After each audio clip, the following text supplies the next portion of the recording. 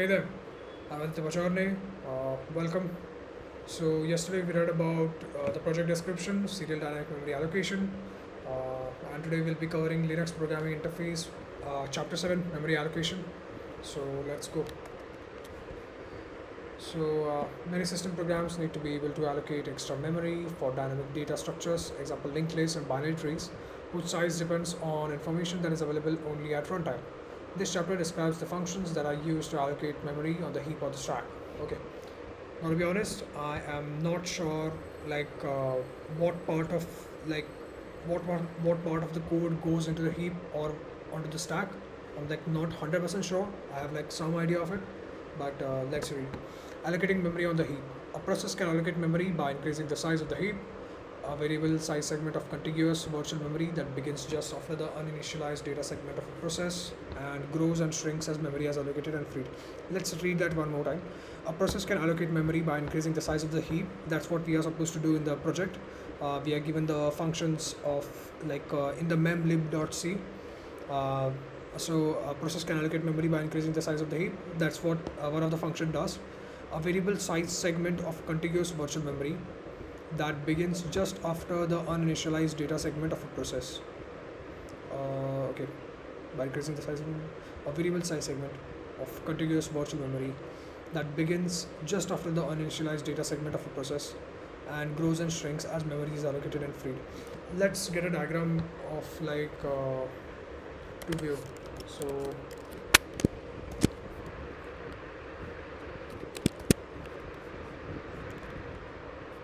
wait, what is this? Okay, not this one. Sorry.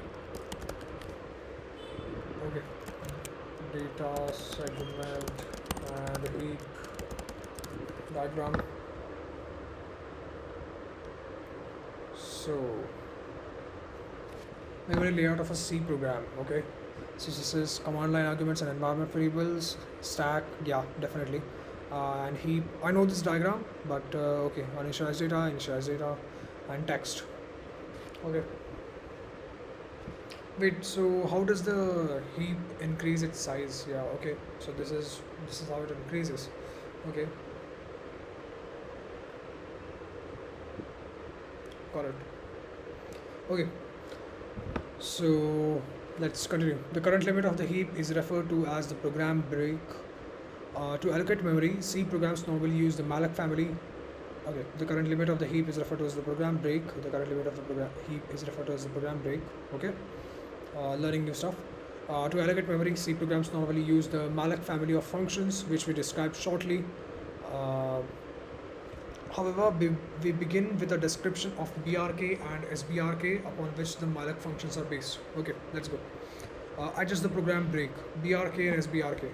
Resize the heap that is allocating or deallocating memory is actually as simple as telling the kernel to adjust its idea of where the processes program break is. Is actually as simple as the kernel to adjust its size. Okay, that is allocating or deallocating is actually as simple as telling the kernel to adjust its size of where the process's program break is. Initially, the program break lies just past the end. Initially, the program break. Is there a program break over here? What is a program break? Is it like just the end of the program, like return statement or something?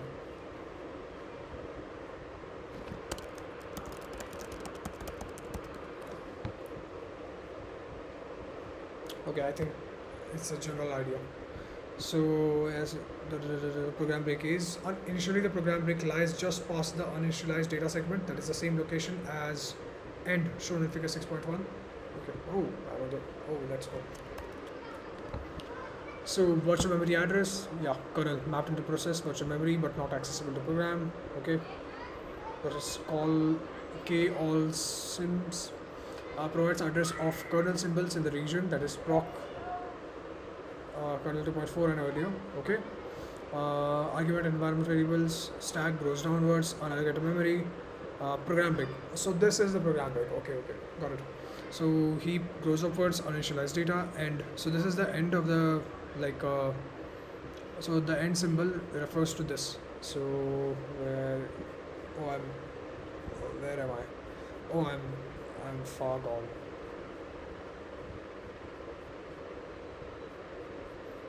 Okay. Yeah. So where was I? Yeah, the same location and shown in figure 6.1, and just lies past just the uninitialized data segment. So this is what they are talking about, the uninitialized data segment. Yeah. After the program break is increased, the program may access any address in the newly allocated area, but no physical memory pages are allocated yet. The kernel automatically allocates new physical pages on the first attempt by the process to add access. Just a minute.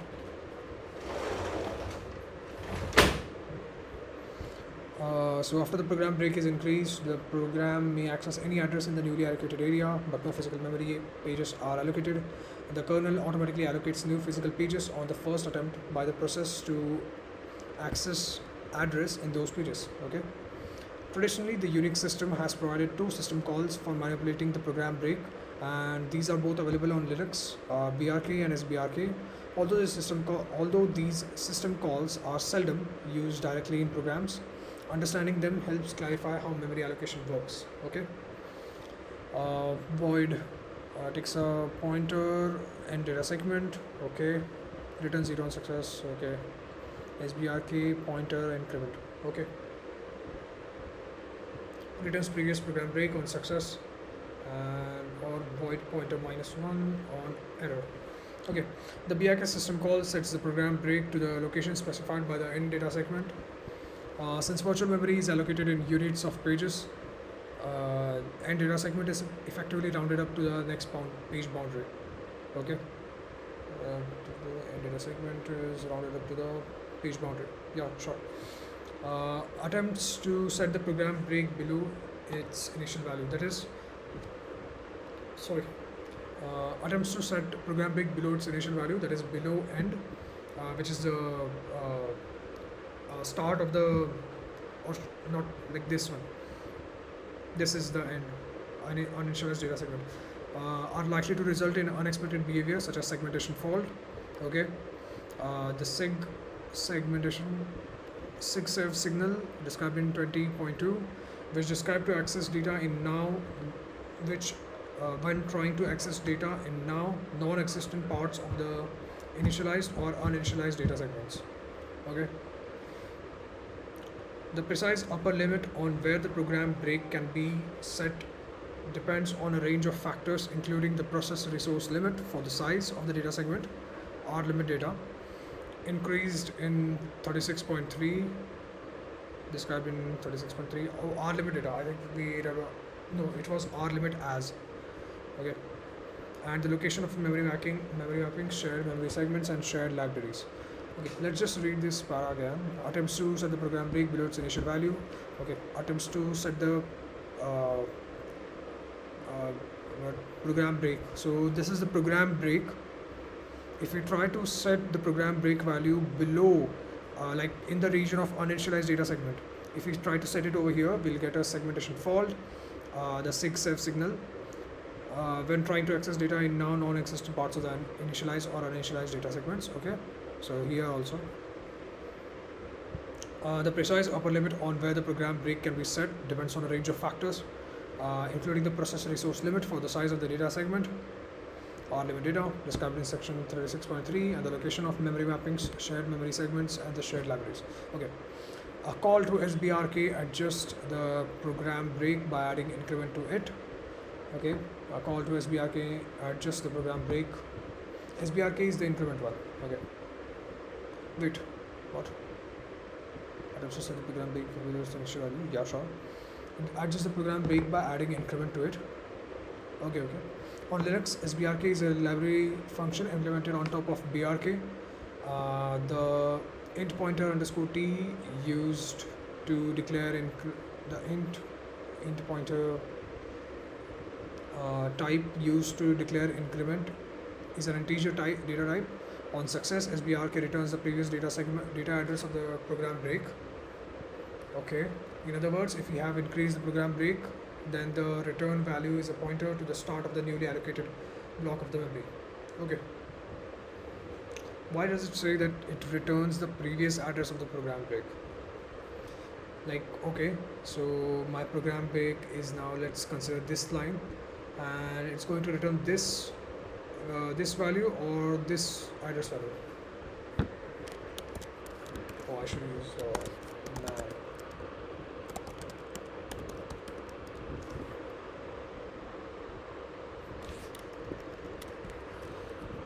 So let's see. Let's just. I don't think we should read this like everything. Is BRK return values. Okay, BRK returns pointer to the new. BRK returns the pointer to the new end of the memory if successful. Otherwise, -1 if error. Set to indicate why the allocation failed. The SBRK function returns a pointer to the base of the new storage if successful. Otherwise, -1. Okay.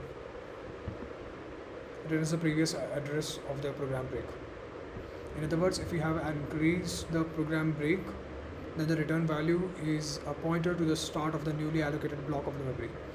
To call SBRK, the call SBRK0 returns the current setting of the program break without changing it.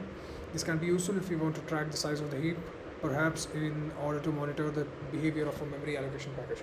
Okay, so if we want to find the address, so we'll just call SBRK0 and it will return a pointer to it. I'll just confirm.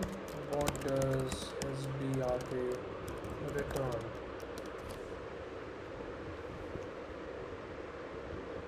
Clanker detected. In what situations? Okay. SBRK instead of the compass of malloc and new. By the way, what is the expansion of SBRK? So I'll have a look at the specification of BRK. If it's not that complicated, we'll read it. Oh, it's the same thing. Okay, BRK is very general location that have BRK. SBRK increments the program data space by increment bytes. Calling SBRK with an increment 0 can be used to find the current location of the program break. Okay, yeah, sure. That function is generally accepted as a better choice. This is from malloc, like the malloc. Nothing much to look over here.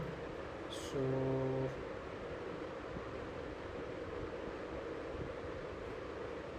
let's read this thread. There are many tiers. I just want to know what SBRK actually does.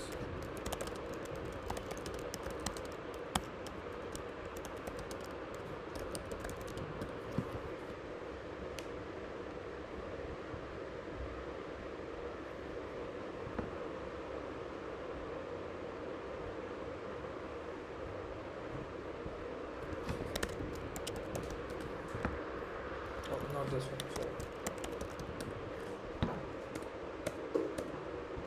Okay, so SBRK increments the program's data space by increment bytes. Calling SBRK with an increment of 0 can be used.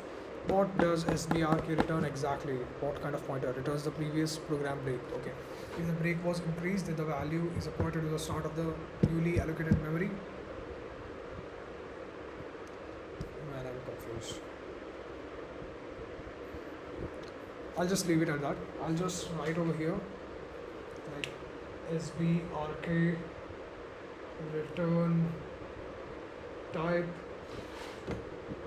previous or current. So SUS version 2 specified BRK and SBRK, marking them legacy. SUS v3 removed their specifications. Allocating memory on the heap, malloc and free. So in general, C programs use the malloc family of functions to allocate and deallocate memory on the heap.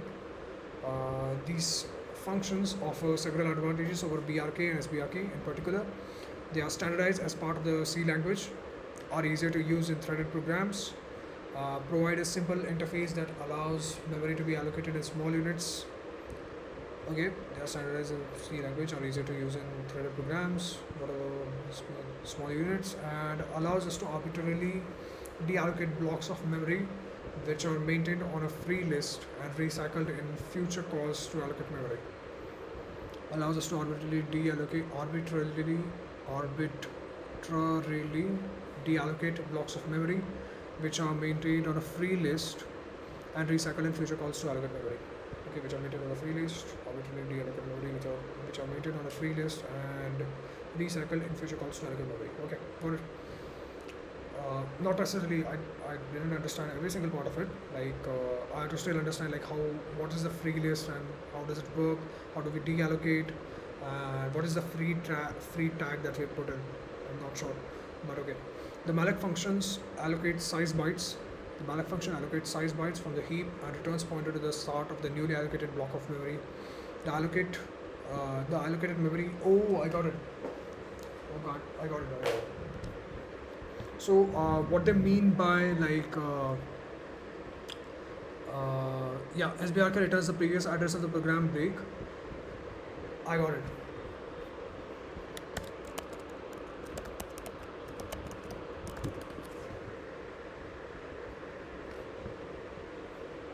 So like let's say this was the program break, and let's say we use SBRK to like add this,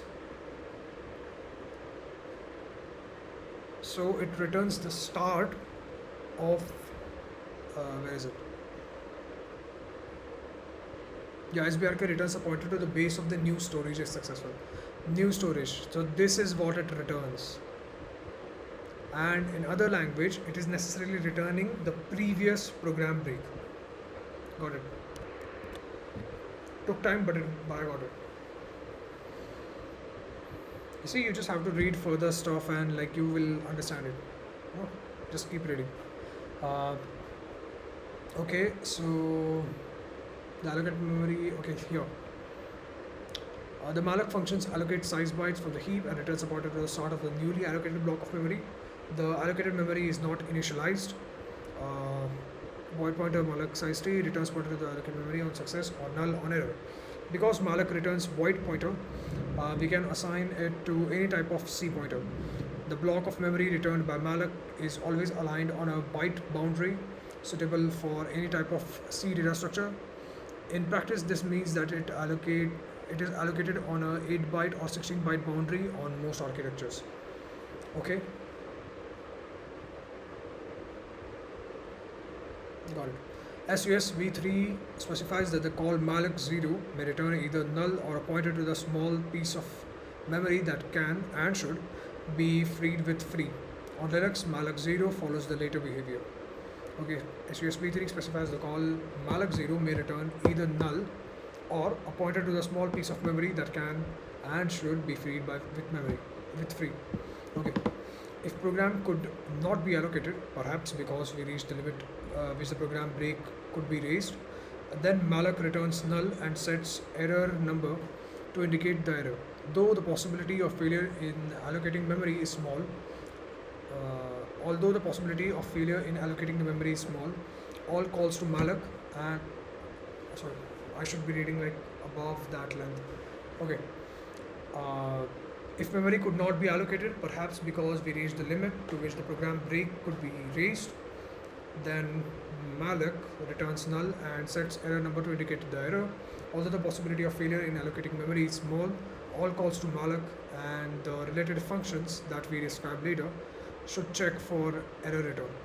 The free function deallocates the block of memory pointed by its pointer argument. Okay, the free function deallocates the block of memory pointed by its pointer argument, which should be an address previously returned by malloc or one of the other heap memory allocation functions that we describe later in the chapter. Okay, so what pointer does it take? Like, does it take like so like let's say where is the diagram? Does it take like the start of the heap that we want to free and it frees every single thing above it, or does like let's say okay, working of free for multiple allocations. Diagram. I didn't mention what that means. Okay, working of deallocating memory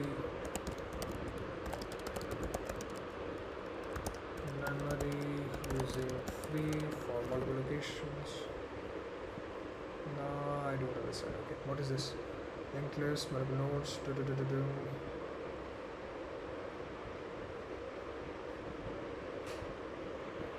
No, still don't get it. So what my question is, I think I'll use shapes this time. So let's say this is the our heap, not the entire not our entire data, like not entirely. We are just talking about heap. Okay, this small region. So let's say I have a process which is process 1. I have another process 2. I have another process here, process 3. Okay, I'll just use this. I should just use 3, 2 and 1. So let's say I free this one. Okay, so when it gets freed, so I give it a pointer of this, right? So it is maintained in the free list, so it is able to like remove that specific segment. So does this fall, or like how is it done? Is like the data is fragmented, so do we allocate new stuff in this region, or does it like is it better to move? Like I know these are different ways to solve fragmentation. Like if this is like if this doesn't move down, so we will use like best fit, worst fit, first fit, whatever, and to better like do better form of like to solve this kind of fragmentation, we will also move stuff. But I'm not sure how what Linux kernel does, you can say. I'm not sure if we handle the fragmentation. No, definitely we are not handling the fragmentation. Kernel handles that. Okay, so in general, free doesn't lower the program break. Okay, I should just keep reading. In general, free doesn't lower the program break, but instead adds the block of memory to a list of free blocks that can be recycled by future calls to malloc. Got it. This is done for several reasons. The block of memory being freed is typically somewhere in the middle of the heap rather than at the end, so that the lowering program break is not possible. Sure, it minimizes the number of SBRK calls that the program must perform. As noted in section 3.1, system calls have a small but significant overhead. Yeah, sure. In many cases, lowering the break would not help programs that allocate large amounts of memory. In many cases, lowering the break would not help the program that allocates large amounts of memory, since they typically tend to hold on to allocated memory or repeatedly release and reallocate memory, rather than release it all and then continue to run for an extended period of time. Okay, I should read this part again. Okay, sorry, I'm so sorry. I should read it like, I should keep it like, instead of reading like this, I should be reading it like this. In many cases, lowering the break would not help the programs that allocate large amounts of memory, since they typically tend to hold on to that allocated memory or repeatedly release and reallocate memory, rather than release it all and continue to run for an extended period of time. Okay, so instead of like calling SBR free and free again and again, so like okay, so free doesn't reduce the program break, because like let's say some programs like keep hold of that memory. So instead of like calling SBRK again and again and again, we just keep it in the free list and handle, like malloc does the handling, like it will fix the fragmentation now. We don't have to do that stuff. So if the argument given to free is a null pointer, then the call does nothing. In other words, it is not an error to give a null pointer to free. Okay, making any use of pointer after the call to free, making any use of pointer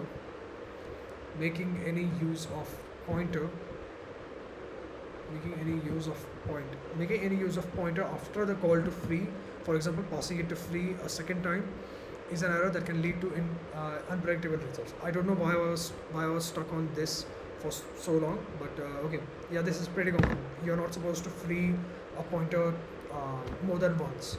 You know, you will get like problems. Uh, so example program. Okay, let's go. So the program in listing 7.1, listing 7.1 can be used to illustrate the effect of free on the program break.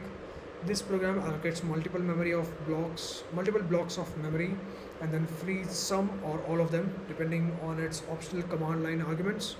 Okay. The first two command line arguments specify the number and size of blocks to allocate. The third command line argument specifies the loop step unit to be used when freeing memory blocks. Okay, I should just like match what they are saying. Okay, so illustrate free on the program break. The program allocates multiple blocks of memory and the free some or all of them depending on its optional command line arguments. Okay, yeah, let's read. The first two command line arguments specify the number and size of blocks to allocate. So the first two lines, we get max allocs, which is 1 million bytes. So sorry, not 1 million bytes, you can say 1 million units. So we allocate 1 million units of char size, and we declare some random variables. Okay. We will also be taking some kind of arguments, so let's keep on reading. The first two command line arguments, is this what? Okay, the first two command line arguments. So here what we get, argument less than 3. Okay, this is too confusing. I'll just, okay. First command line argument specify the number and size of blocks to allocate. The third command line argument specifies the loop step unit to be used when freeing memory blocks. If we specify 1 here, which is also the default, if this argument is omitted, so it should be mentioned to somewhere.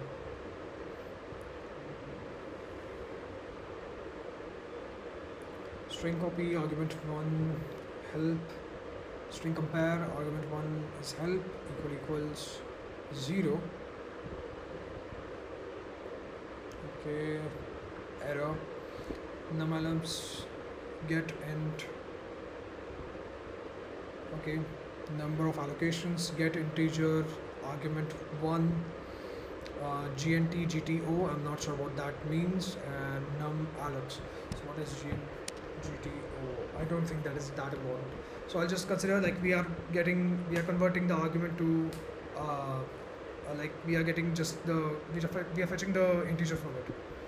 If num allocs is greater than max allocs, if it's greater than 1 million units, then we give it an error. Otherwise, block size is equal to get integer, argument 2, g and any base block size. Okay, so this is the number and this is like the block size, like what kind of block do we want. So the first two command line arguments specify the number and size of blocks to allocate, and the third mentions like specify the loop step unit to be used when freeing memory blocks. I did not understand this part. Okay, let's read this entirely. So if we specify 1 here, which is also the default, if this argument is omitted, then the program frees every memory block. If 2, then every second allocated block, and so on. Okay.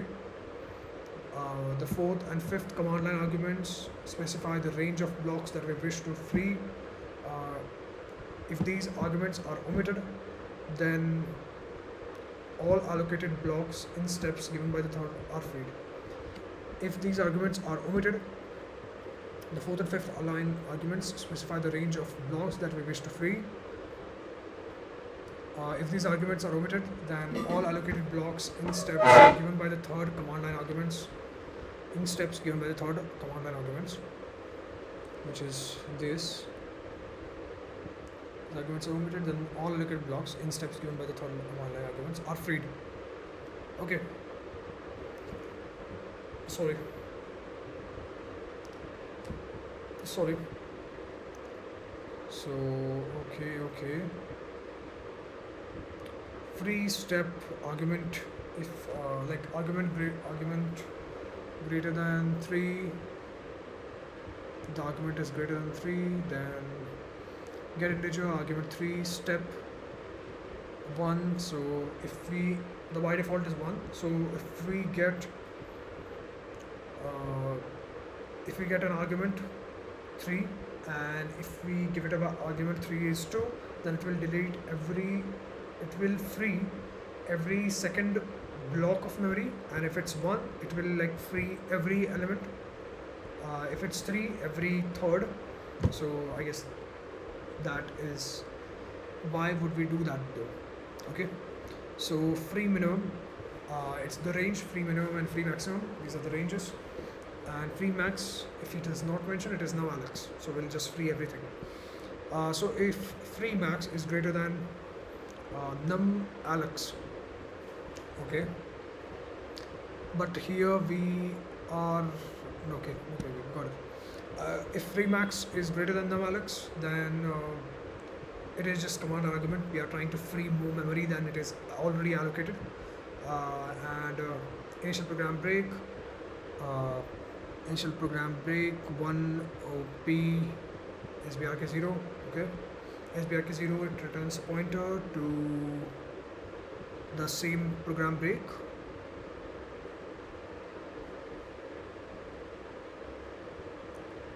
Without changing it. Let's go. High five to myself. Allocating this bytes of memory, num_alloc block size. Okay, yeah, sure. Like num_alloc, number of units times block size. Yeah, sure. For j is equal to 0, j less than num_alloc, j plus plus. Okay. Okay, num_alloc. Pointer j is equal to malloc block size. Okay. If print j is equal to null, error exit malloc. Okay. So we'll iterate from 0 to number of allocations that we are supposed to do, which we got from over here. Wait, let me see an example of what it looks like. Yeah, this is what I wanted to see. Okay, so here we can see we are calling it, we are calling the stuff. This is our first command line argument, like this is the num_alloc, you can say. This is the second command line argument. This is a block. What?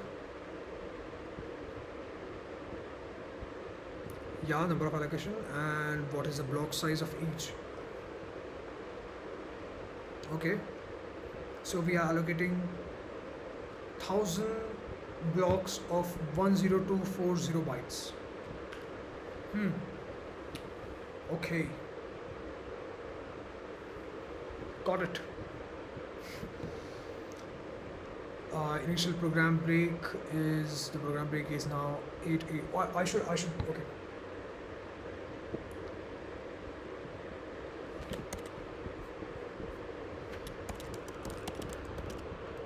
X to decimal.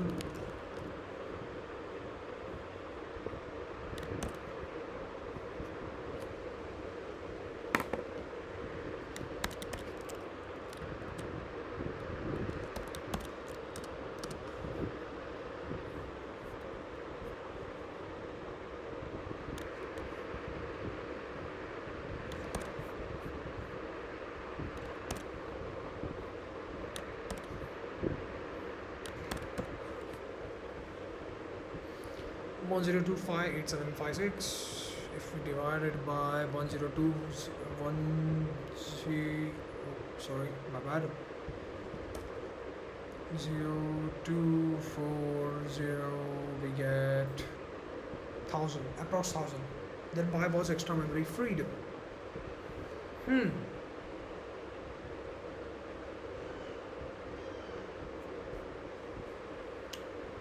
What does that mean?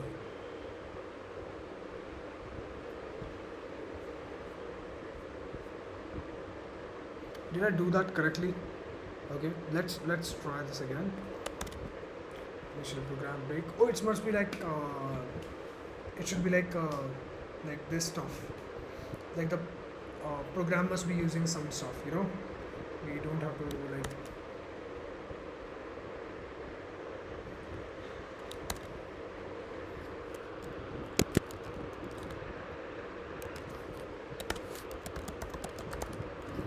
Can I use like? Can I paste some stuff? What? Okay. Can I paste stuff? Yeah. Okay, sure. And minus.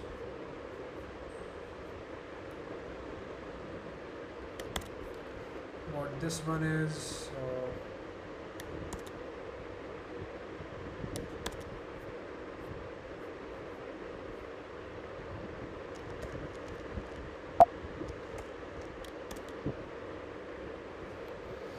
10257, and if we divide it by 10,000, yeah, definitely I should have seen it coming. So 10240, we still get like this is 10240. Okay, it must be like extra stuff.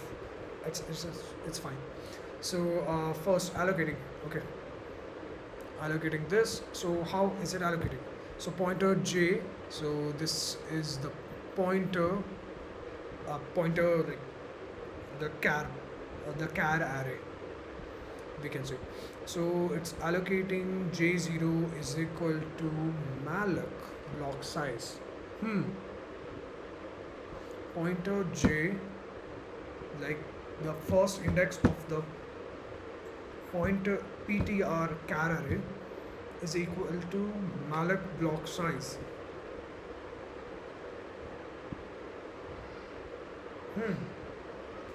And then we just increment by 1. I am so confused right now. So like I need something to like show you guys, or like just okay. Let's try this. Or should I just keep reading?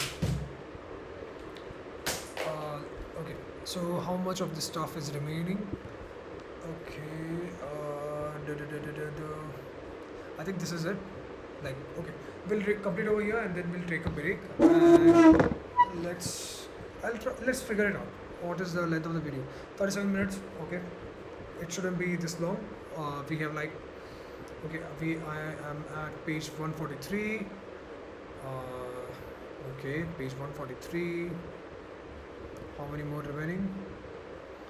1, 2, 3, 4, 5, 6, 7, 8, 9. 8 pages. So 8 pages, and we are done by 143. What is this page number? 139, 43. We have completed hardly 4 pages. 1, 2, 3, and 4. Yep. We are nowhere near. Okay, I guess we are near.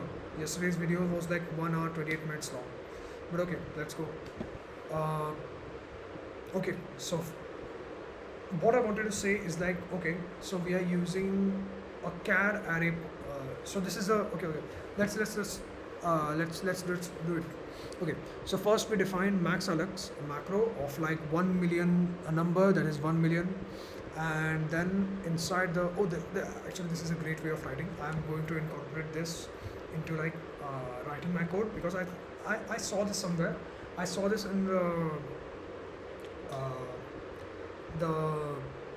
code of SSH. Yeah, this is where I saw, and this is so brilliant that we just declare like the return type on a new line, and then the function name on the next line. And this is a brilliant way to write a function. Okay, I just wanted to say the thing like this is a bad way. Yeah, this is unholy. We aren't supposed to write like the like this looks so evil. I shouldn't be saying that. Okay, this is not at all evil, but this looks weird. Like why is This looks weird. It should be like starting from the right next line. You can leave an empty space over here. Like just put okay. This block starts from over here. So this block starts from over here. Just so this is of no significance. Just put it over here. Why should I get a new line? Put an empty space over here if you want to like make it look like not cluttered. I'm not saying like write char array on this line right after main, but like don't do that. This is not significant. Okay. Let's get back to like understanding the program. Actually, you are not the one that is understanding. Like I am dumb, so I have to understand stuff. I'll just pause for a minute. Hey, I am back. So okay, let's keep reading. So where was I? Yeah. So we have like defined a max alex over here. Okay, so this is what it starts on. Okay, I've done the appreciation part of this. Okay, this is actually and this. Okay, so we declare a pointer to a char array, which is of size like max alex. Sure. Okay. Then we declare like some integers. It don't matter. This is it. So we are told like the first argument is like the number of units of allocations that we are supposed to do. The second argument is like the size of each unit. So the first command line argument specify the number of size of blocks, the first number and the size of blocks to allocate.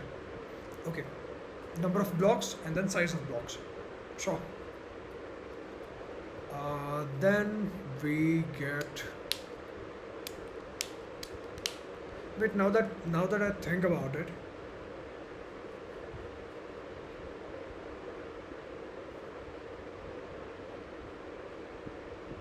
the difference between these two addresses is just 1000. Like whatever the difference is, we get an integer and when we divide by those number of, we get 1001, which is one extra, which must be something else, don't matter. So our third argument is supposed to be, where did it went? The third argument is supposed to be loop step unit to be used. Okay, loop step unit, whatever. I don't know what that means. Okay, so loop step unit. Where is that free step thing used? So free step. Where is it used? Free step. This is where it is used. Okay, so let's just do this. Free step. The next line. Okay, so only at 3 places. Where is the let's see. Yeah, okay. Yeah, that's what I thought. We start from free minimum -1. Okay, so I have a general idea of what that means.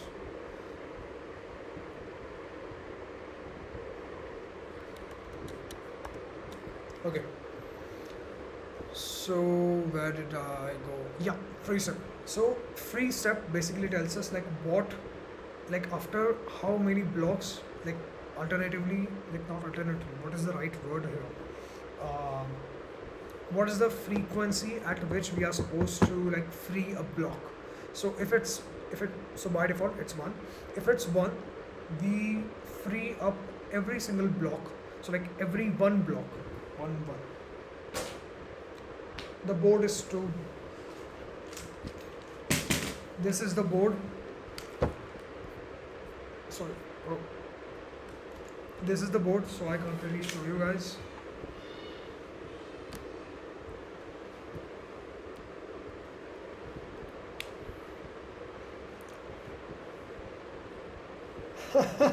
This is just so dumb idea.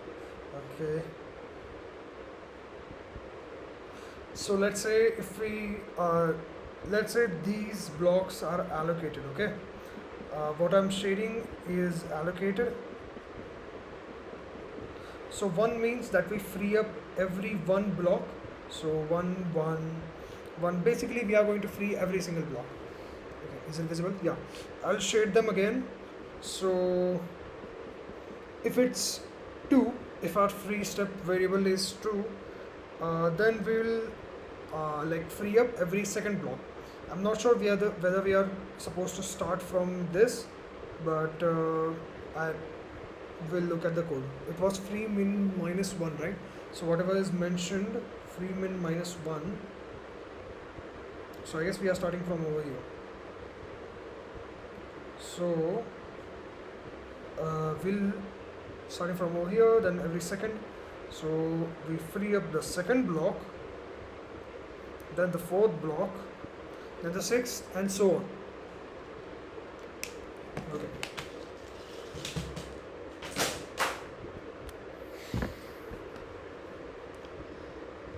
Okay. We get free step, we get free min and free max. Free min and free max are like the range at where we are supposed to free up the memory. Like okay, the fourth and fifth command line argument specify the range of the blocks that we wish to free. Okay, if we mention like a range of free min and free max, so free min, free max, the range goes from this to this. So this is free min, this is free max. If we mention free step as 1, we will basically free up every single memory of block, like every single block from free min to free max. But if we mention free step, if we give free step as 2, then we'll free half of the blocks, because we are doing every alternate one. And if it's 3, we will only free up 1/3 of the blocks between free min and free max. I get it, but okay.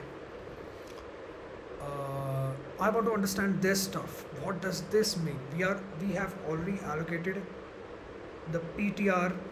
This is a char variable. This is a char array, right? Char 0 is equal to malloc block size.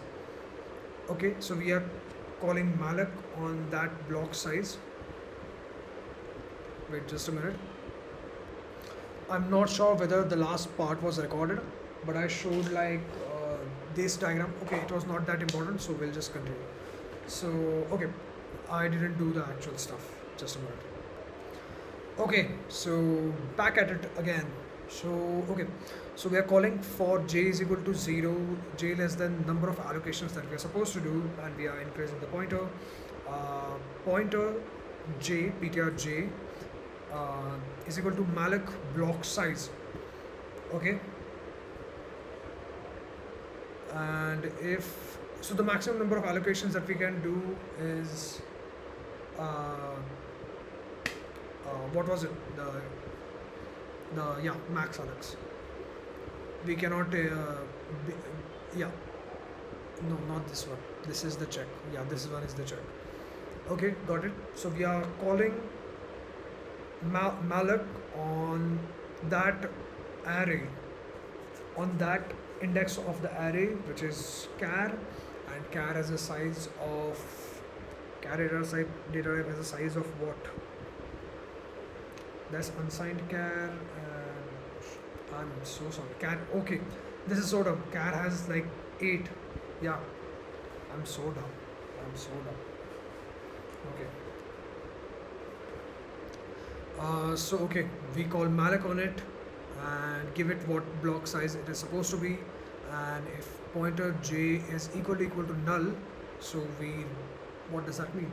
So do we reach like the end, or by any chance error exit malloc? When will this be equal to null? We didn't like mention anything. If it's null pointer, when will it be null? Okay, I'll just read it a bit afterwards. Printf program break is now. 1 OP. I should look at how this program is now. Okay, and then this hex value of sbrk0, which is the current This is 10. Got it. Got it. This is 10p and then SBRK. So we are getting a hex value. Okay. And if we want to free the block, so freeing blocks from percentage %d freeing blocks from free min to free max in steps of free sum. Got it. Got it. Got it. Got it. So free min, whatever it is, it starts from one index before, and free max is not inclusive. J plus equals free step. So as you can see, if this was free step was 1, this is basically J plus plus, and we'll be freeing every single block. Got it. This was so easy. I complicated this so much, but it's fine. I'm learning stuff. It's fine to not to confuse yourself. It's okay to confuse yourself. Yeah, this is what I learned today. Running the program in listing 7.1 with the following command line causes the program to allocate 1000 blocks of memory and then free every second block. Okay, yeah. The output shows that after these blocks have been freed, the program break is left unchanged from the level it reached when all memory blocks were allocated. Sure, but if we were supposed to, okay,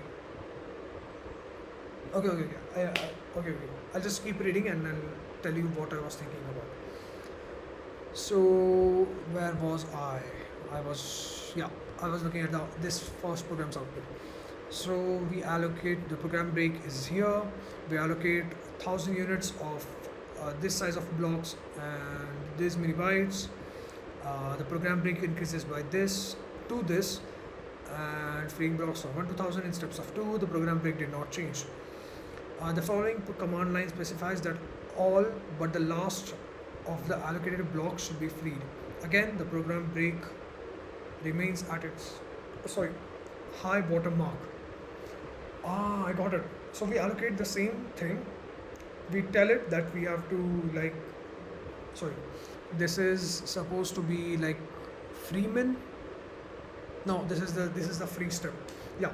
So this is free step. So we are saying free up every single block, but start from 1 and go till 999. But the thing is that the last block that we had allocated is at 1000, but we have freed only from 1 to 999. So the 1000th block is still there. Hence the program break did not change. So I am pretty sure if I run this program and we free up 1000, then we will see a change in the program break. Should I run it? Okay, let's run it.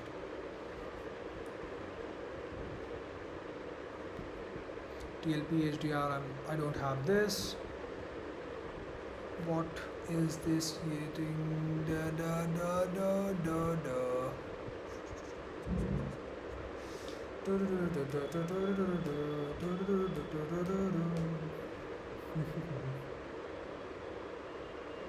Okay, when I get the error, I will look at it.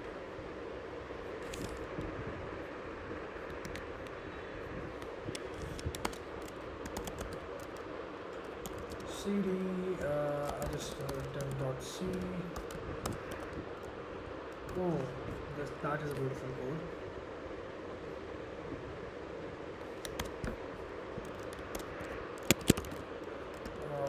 Clang temp.c. Yeah, that's what I thought. I'll just remove it. Okay, so it's supposed to mean SBRK returns a pointer, right? So what does this mean? Is it giving us error on every single 10p, malloc, type void, and later do not support ISO.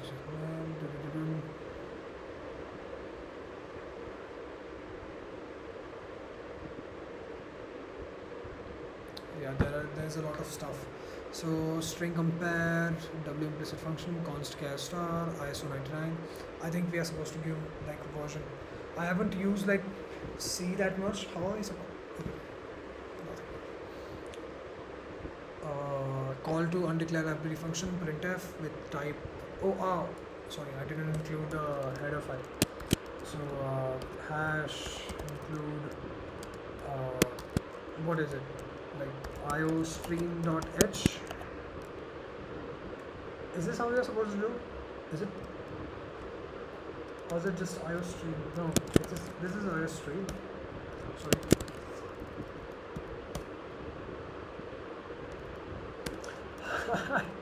I am so bad at this. Okay, what was it? stdio.h.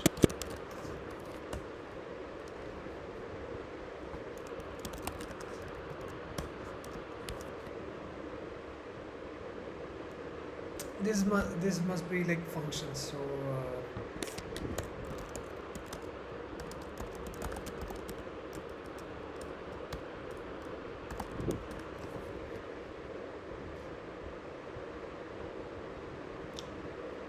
clanker string. Not this. Yeah. I think we should see a lot less errors. 3 warning, 16 error, 3 warning, 15 errors. Let's go. We're making an improvement.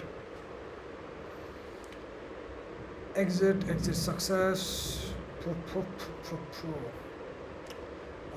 What is the next thing? Usage error.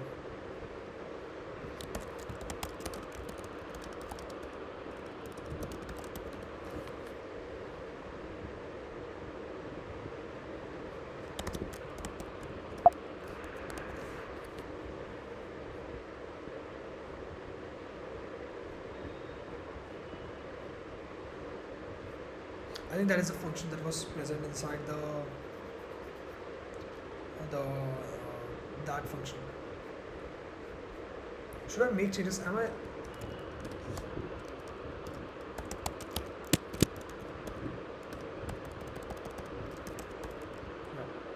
What is the error? Like I don't know. Printf. 14 errors.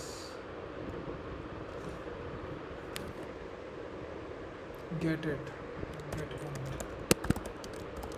See.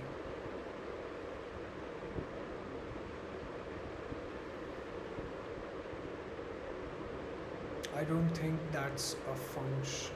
I think that was specific to. Yeah, okay. That's what I thought.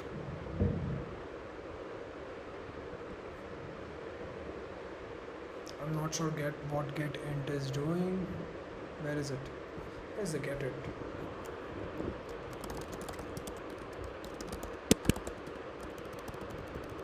Like what are these variables like?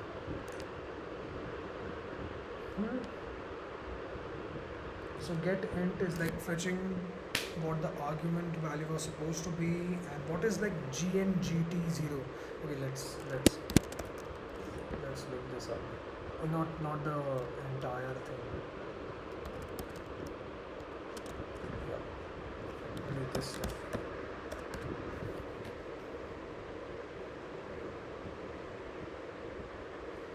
This is so messed up.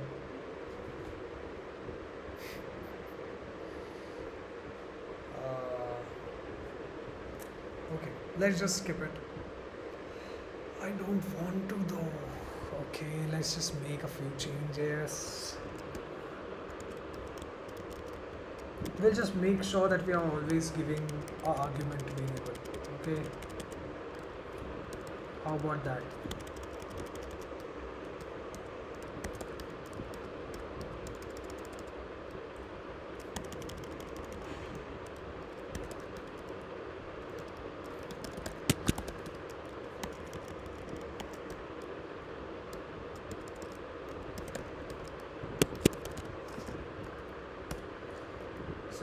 Why did the errors increase?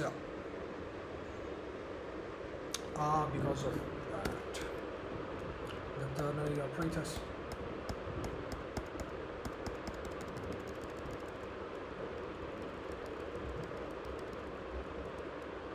Okay. Dun, dun, dun, dun.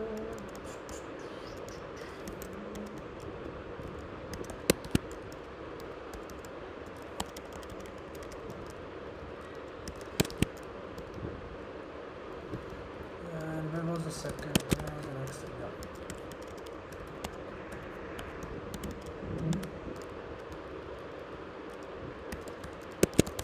Let's go.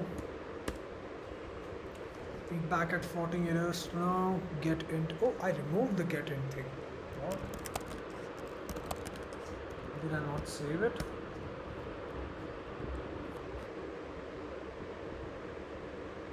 If it's not, argument 3, argument C, incompatible pointer to integer conversion, assigning to int, free step, argument 3, argument 3, we dispatch.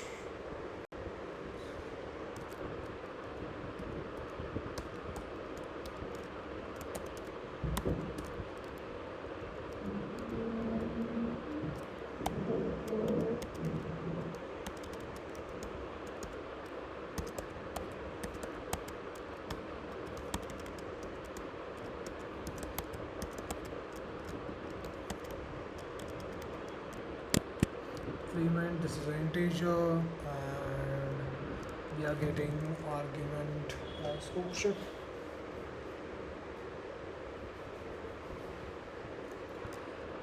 So this is a char and we have to convert it to integer. I don't know how to do that in C.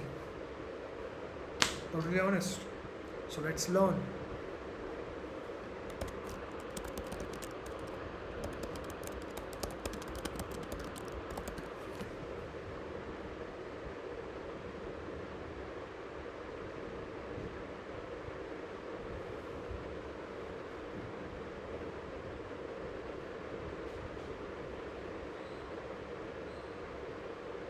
Atoi, yeah, definitely.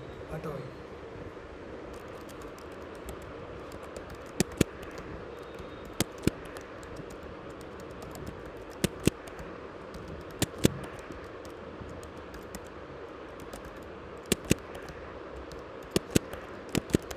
Okay, let's hope.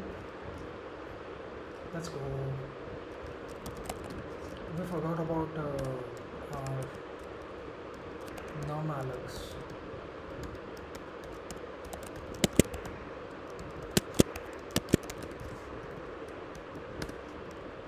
Let's go. So what are the next errors? Atoi. Oh, we got new errors. Well, C stood lib. Okay.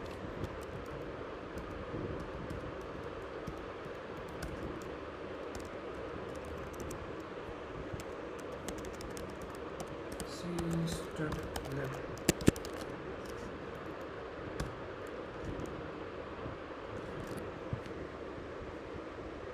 Oh, it's not H.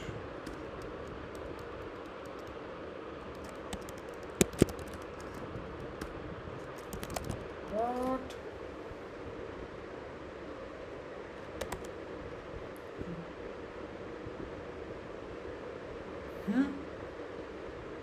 Huh? Huh? Huh?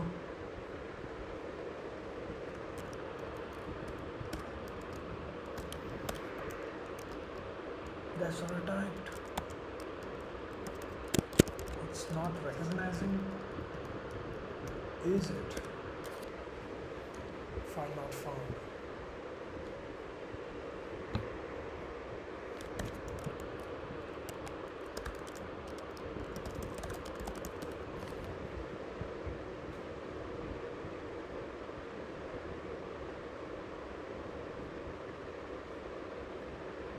Yes, stdlib.h. Oh, not C stdlib. Just stdlib.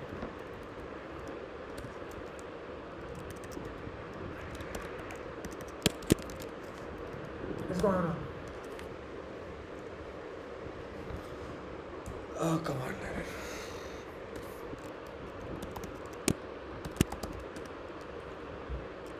Bro, just printf.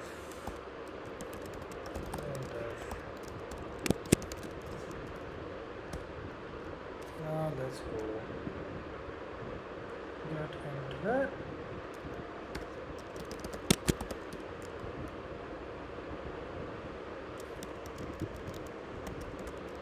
The what?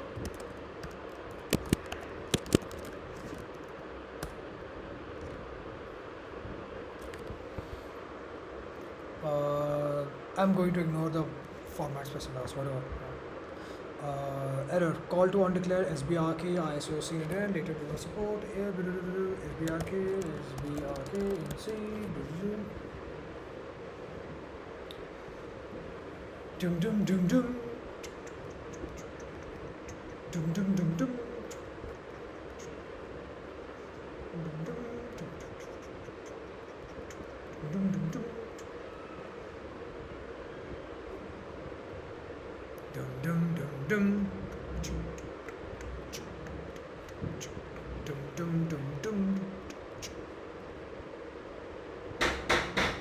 Yeah, just a minute. Okay, back at it. So where is SBRK? Okay, so error, call to undeclared function, error exit. Sorry. Okay, not this one. Here. SBRK ISO 99 and later do not support implicit function declarations. Okay, so well, SBRK returns a pointer, right? What does %10p mean? C string formatted. Sorry.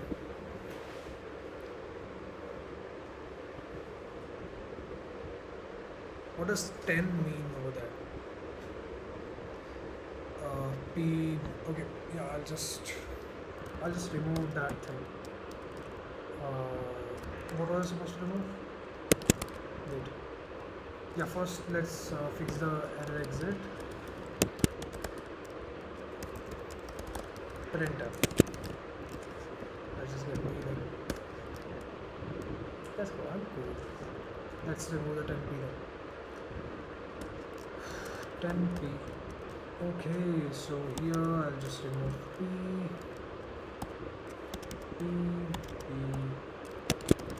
This should fix it.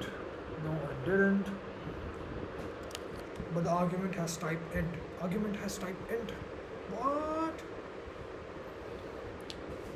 Format specifier type void pointer, but the argument is type int. Fine. We'll just convert that to p. %p d. Oh, sorry. Replace with d and replace with d and replace with d. Fine, let's go. SBRK do not support implicit type thing. What? Man. What do you mean? Call to undeclared function SBRK. Call to undeclared function SBRK. Wait, it was just not able to identify SBRK. It didn't have any problem with P or 10p. Nah, and this is printf. Include SBRK.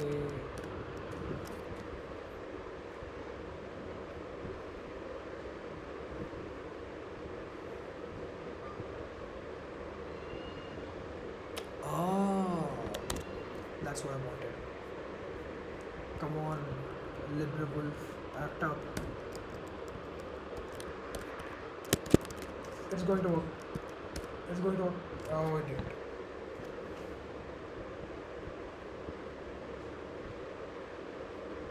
Come on, don't tell me that. 3 warnings, I don't give it. Damn. Oh, sorry. Oh, I'm supposed to give arguments. 1000 10240. I want to delete every single one from space 1 to 999. Let's see.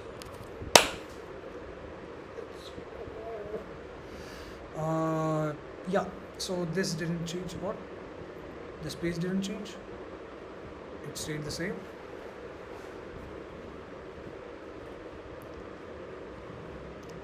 10021024011999. What? What? What? What? What? What?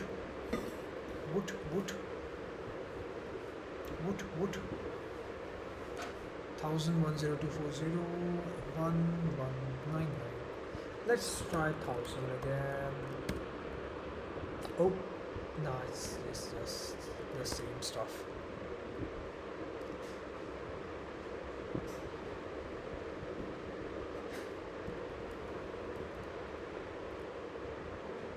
So we are getting pointer up to a precision of 1 0 1 2 3 4 5 6 7 8 9. Okay, so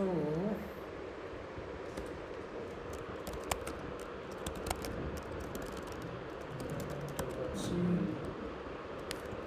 So let's see 10p. I remove the 10.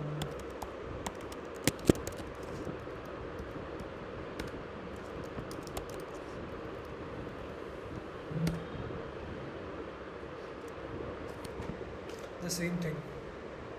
We did allocate that, right?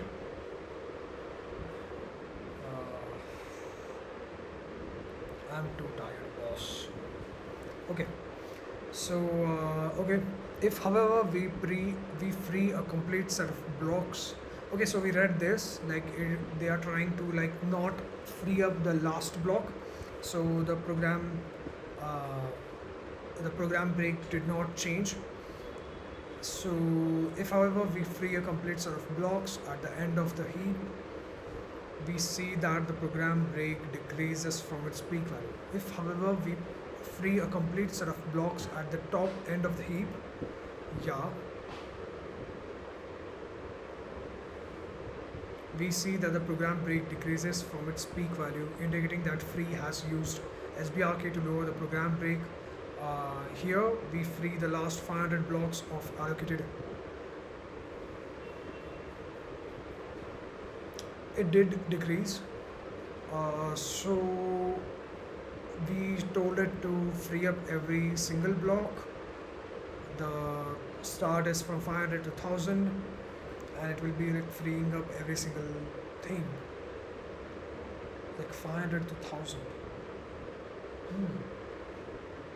So it did change. Okay, that's good. That's good. In this case, glibc free function is able to recognize that an entire region of the top end of the heap is free. Since when releasing blocks, it coalesces neighboring free blocks into single larger blocks. Such coalescing is done to avoid having a large number of small fragments on the free list, all of which may be too small to satisfy subsequent malloc requests. Okay, what was the last statement? Into a larger single block, I got that. Such coalescing is done to avoid having large number of small fragments on the free list, all of which may be too small to satisfy subsequent malloc request. Got it. The glibc function calls SBRK to lower the program break only when the free block at the top end is sufficiently large, where sufficient is determined by parameters controlling the operation of the malloc package. 128 KB is the typical value. Okay. This reduces the number of SBRK calls, that is the number of BRK system calls that must be made. Got it. To free or not to free. Okay, so what is the remaining part? So 1 page, 2 page, 3 page, 4 page, 5 page, 6 page, 7 page, 8 page. Okay, 8 page, and we have completed what? Some page. Fine, I'm going to do it, but let's take a small break. Hey guys, welcome back. I haven't taken sufficient break, but let's continue. Okay, yeah, let's go. So, to free or not to free? To free or not to free? That is a valid question.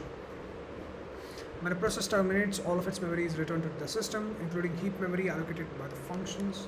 Should I zoom it up? Okay, that's just too much. When a process terminates, all of its memory is returned to the system, including heap memory allocated by a function in the malloc package. Okay, in program that allocation that allocate in programs that allocate memory and continue using it until program termination, it is common to omit calls to free. Yes, relying on this behavior to automatically free the memory.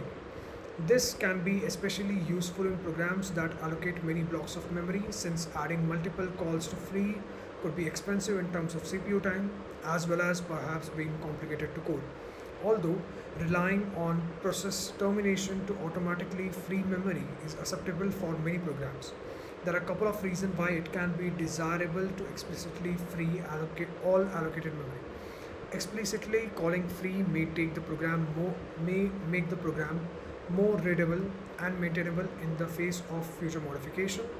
If we are using malloc debugging library described below to find memory leaks in a program, then any memory that is not explicitly freed will be reported as a memory leak. This can complicate this task of finding real memory leaks. Okay, so usually I think the good practice is to just free use the free keyword. Don't be a cheapo. Okay, implementation of malloc and free. Although malloc and free provide an interface for allocating memory that is much easier to use than brk and sbrk, it is still possible to make various programming errors when using them.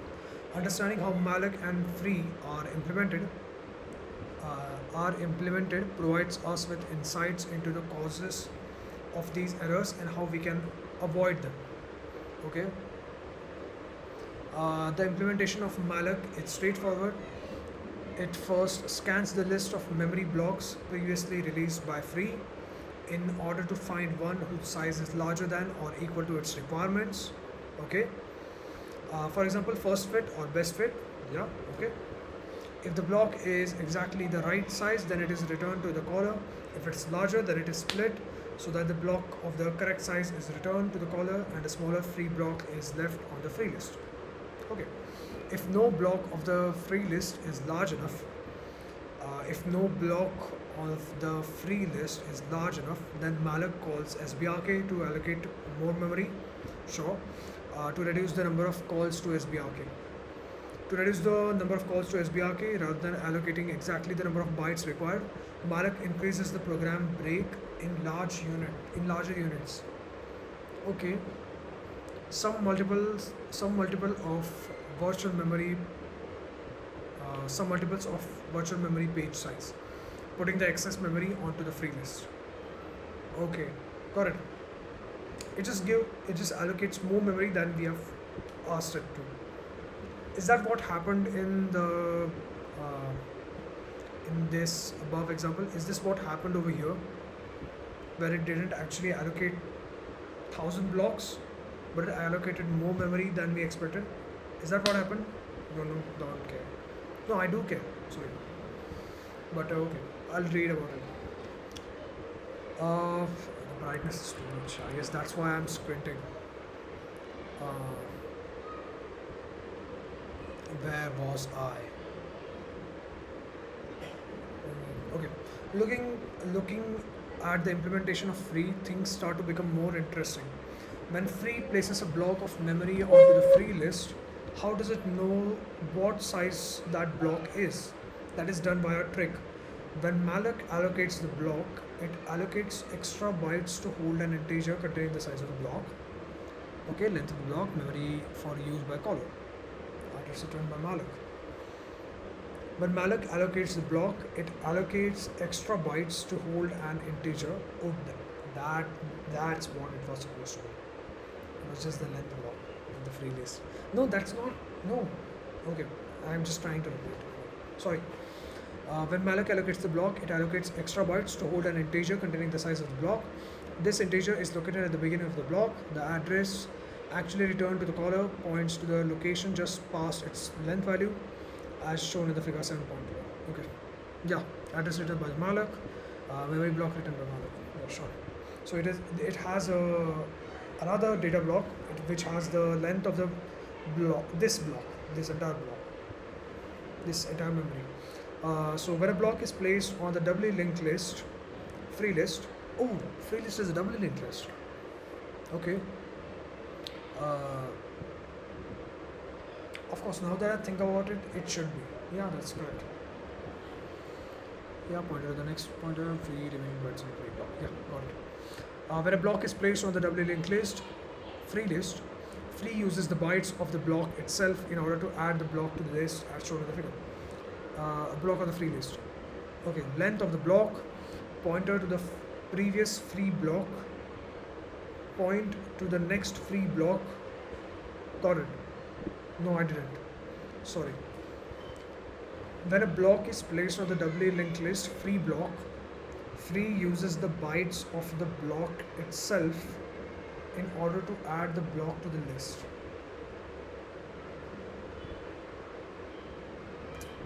I'll just keep reading. A block on the free list, okay. As blocks are allocated and reallocated over time, the blocks of the free list will become intermingled with blocks of allocated in use memory as shown in the figure. Okay, head of the free list, it points to some other thing and some other thing. Block on free list LPN allocated in use block. Okay.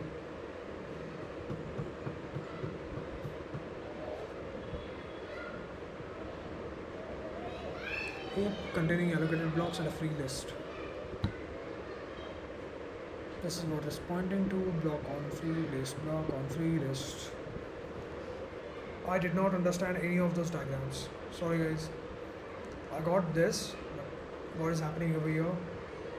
Went over my head. No, okay. Let's just read this over here and just figure it out later on. Okay. Now consider the fact that C allows to create pointers to any location in the heap and modify the locations they point to, including the length, previous free block and next free block pointers maintained by free and malloc.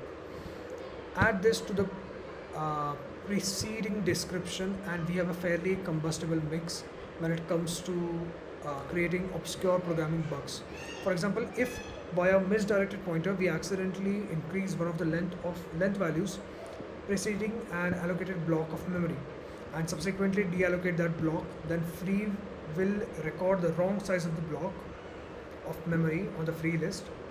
Subsequently, malloc may reallocate this block, leading to a scenario where the program has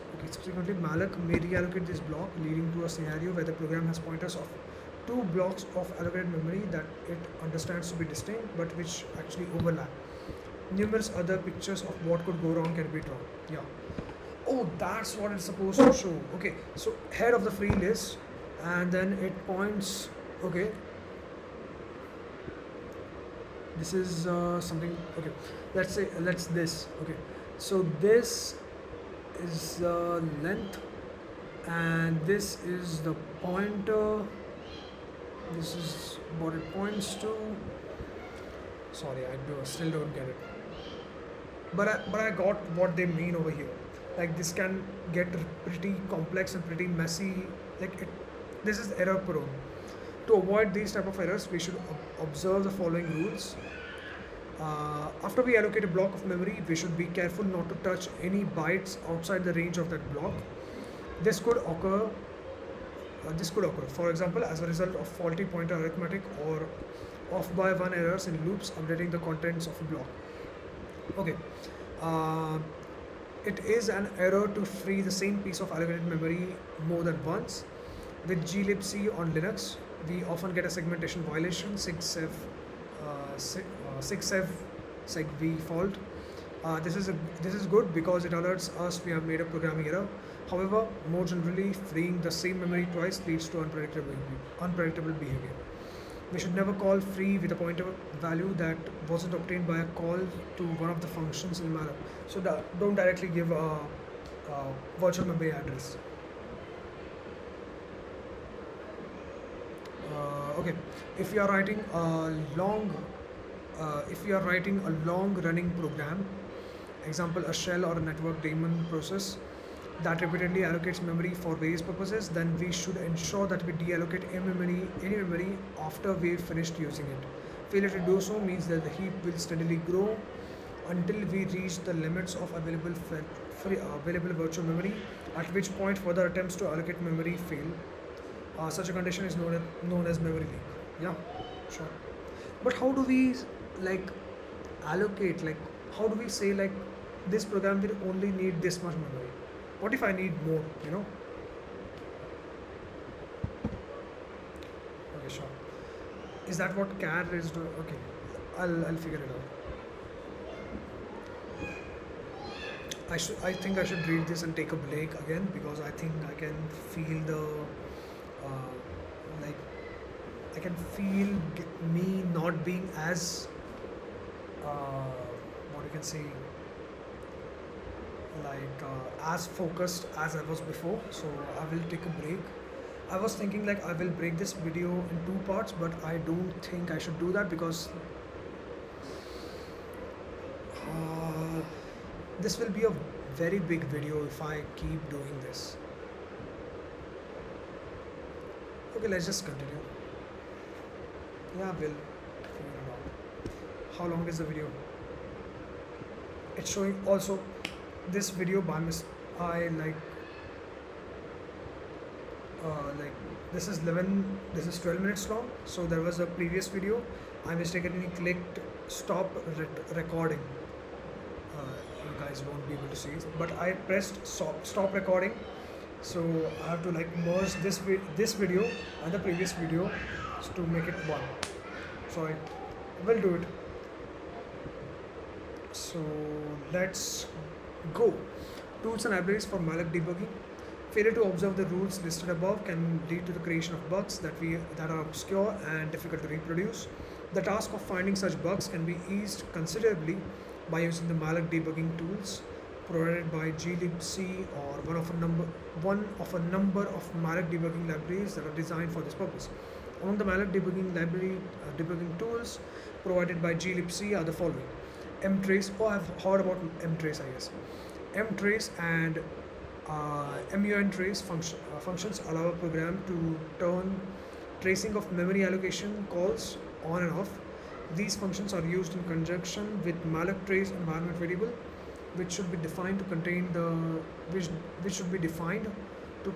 the name of a file to which tracing information should be returned.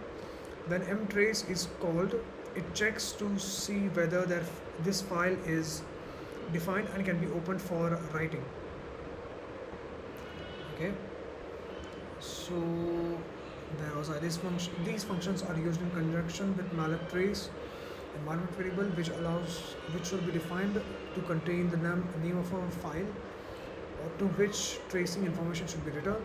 When mtrace is called, it checks to see whether this file is defined and can be opened for writing. If so, then all calls to functions in the malloc package are traced and recorded in the file.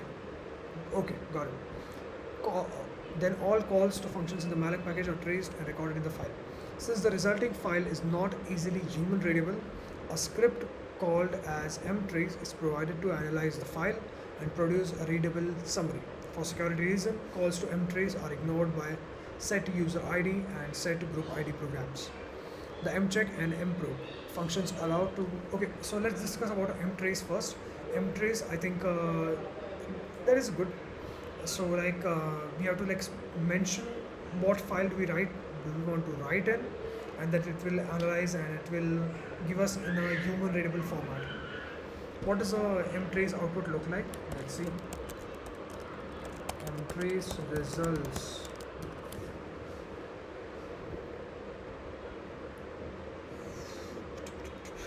Okay, is this what it's supposed to be? Memlake, mtrace,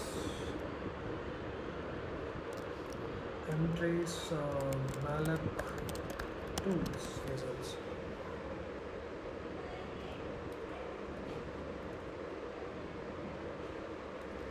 Okay. This is what it's supposed to look like. Okay, that's nice. That's nice. I use Ghidra, so I think I can see a similar output over there also. But okay. In Ghidra, I can't see. No, yeah, I do see it. Not a big deal. The mcheck and mprobe functions allow a program to perform consistency checks on blocks of allocated memory. For example, catching errors such as attempting to write to a location past the end of a block of allocated memory. Okay, these functions provide functionality that somewhat overlaps with malloc debugging libraries described below. Programs that employ these functions must be linked with the mcheck library using cclm check option. This is technical and I'm not going to use in like okay I am going to use this and it is a bit like okay I will be using this but I'll check I will take a look at what these functions are afterwards and check this. Okay, the malloc check environment variable, note the trailing underscore, yeah, serves a similar purpose to mcheck and mprobe.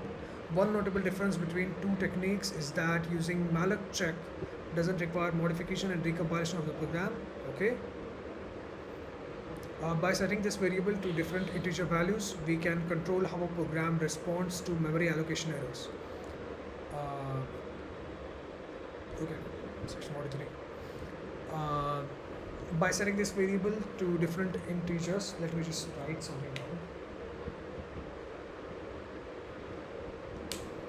Okay.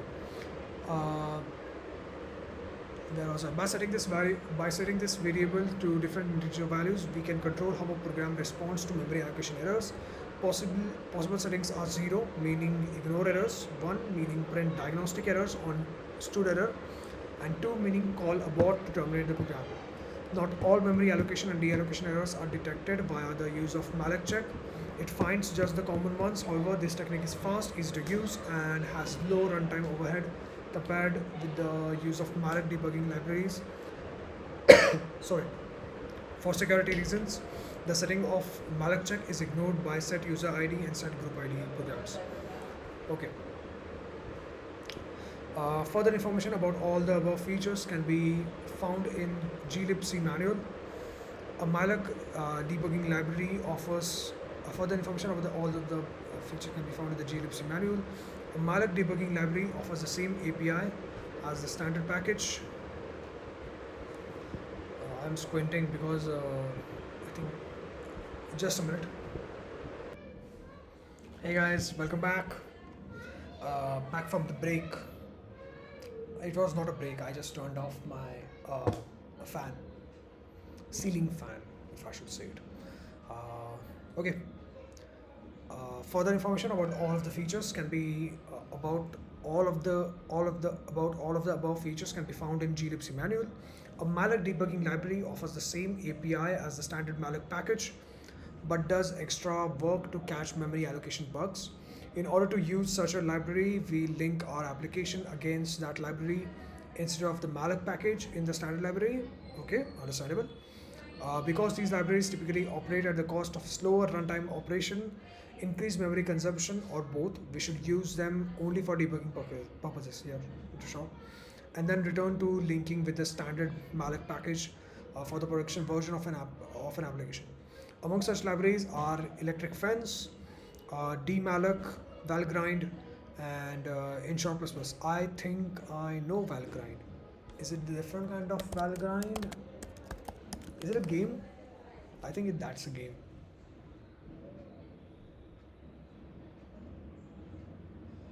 No, it's a tool. Yeah, I think. Okay, I think I've heard someone that works at valgrind.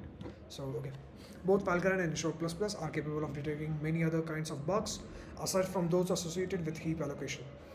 See their respective websites for details. Controlling and monitoring the malloc package. The glibc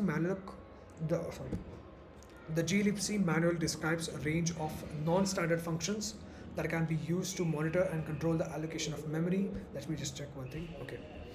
The glibc manual describes a range of non-standard functions that can be used to monitor and control the allocation of memory by function. Back at it. I'm taking too many breaks. Okay, so okay, the glibc manual describes a range of non-standard functions that can be used to monitor and control the allocation of memory by functions in the malloc package, including the following: The the malOpt function modifies various parameters that control the algorithm used by malloc. For example, one such parameter specifies the minimum amount of releasable space that must exist at the end of the free list before SBRK is used to shrink that heap. Oh, that's a good function. Another parameter specifies an upper limit for the size of blocks that will be allocated from the memory heap. Blocks larger than this are allocated using a map system call. Yeah, that's great. Why? But why though? Why use a map only when it's like a map is like the big bro? Is that it? Okay. The malign info function returns a structure containing various statistics about the memory allocated by malloc. Okay, malinfo. It was not malalign. Sorry. Many Unix implementation provide versions of malopt and malinfo. However, the interfaces offered by these functions vary across implementations, so they are not portable. Okay. Other methods of allocating memory on the heap, as well as malloc. As well as malloc, the C library provides a range of other functions for allocating memory on the heap, and we describe those functions here. Okay, yeah, we have heard about calloc and all those kind of stuff. Allocating memory with calloc and realloc. The calloc function allocates memory for an array of identical items. Yeah, uh, this size number of items and the size. Okay, the num items argument specifies how many items to allocate, and size specifies their size. After allocating a block of memory of the appropriate size, calloc returns a pointer to the start of the block, or null if the memory could not be allocated. Unlike malloc, calloc initializes the allocated memory to 0.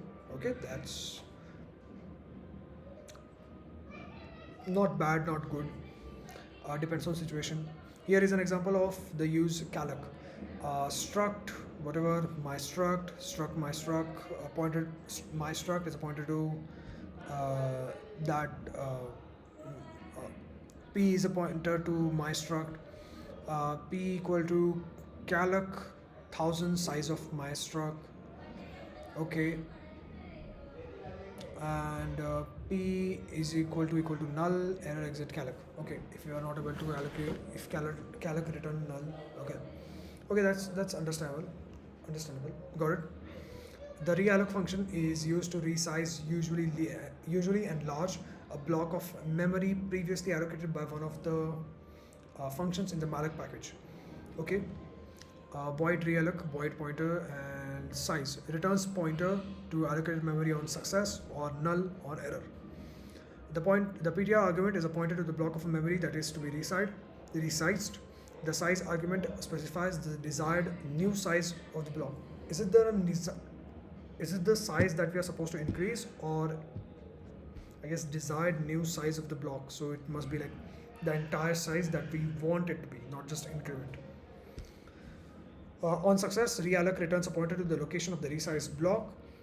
This may be different from its location before the call. On error, realloc returns null and leaves the block pointed to by PTR untouched SUSV3 requires this. PTR untouched. On error, realloc returns null and leaves the block pointed to PTR untouched. Okay. When realloc increases the size, so realloc, if it gave an error, it does not change uh, any of the contents, or it does not free up, or it does nothing to the pointer that we mentioned.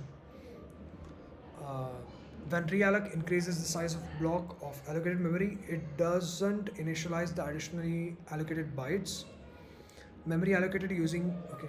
When realloc increases the size of block of allocated memory, it doesn't initialize the additionally allocated bytes.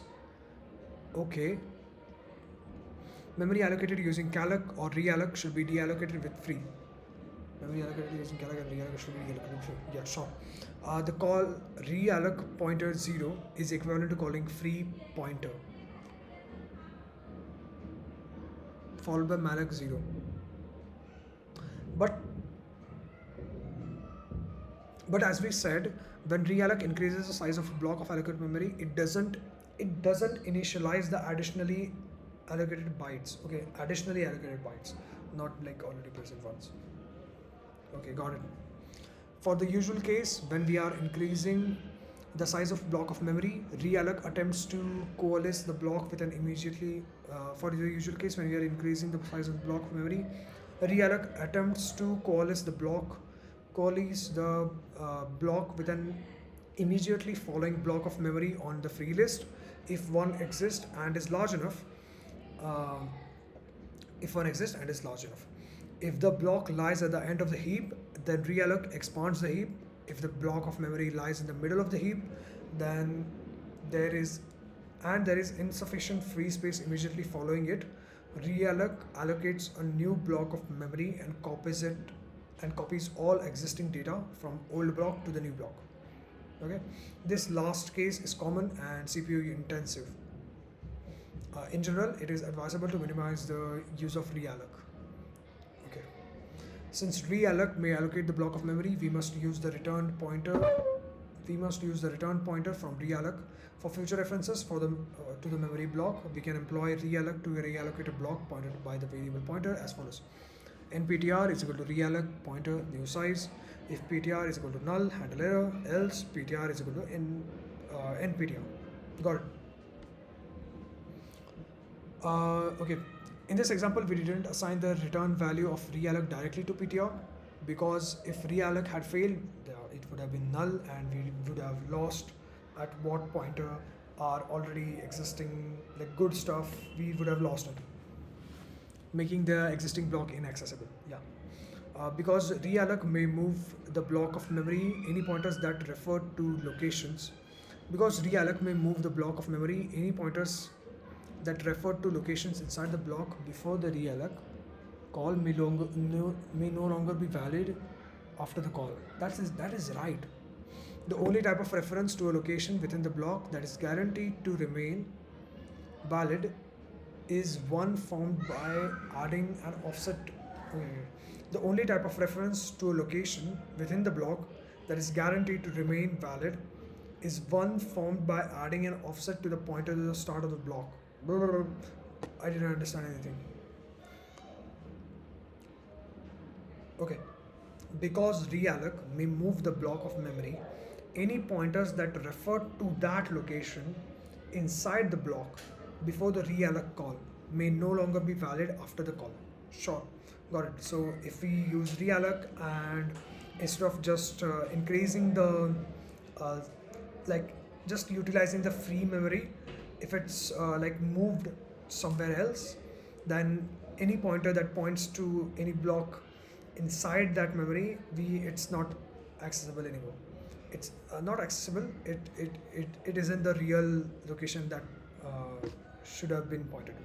Whatever. That is guaranteed. The only type of reference to a location within the block that is guaranteed to remain valid is one formed by adding an offset to the pointer to the start of the block.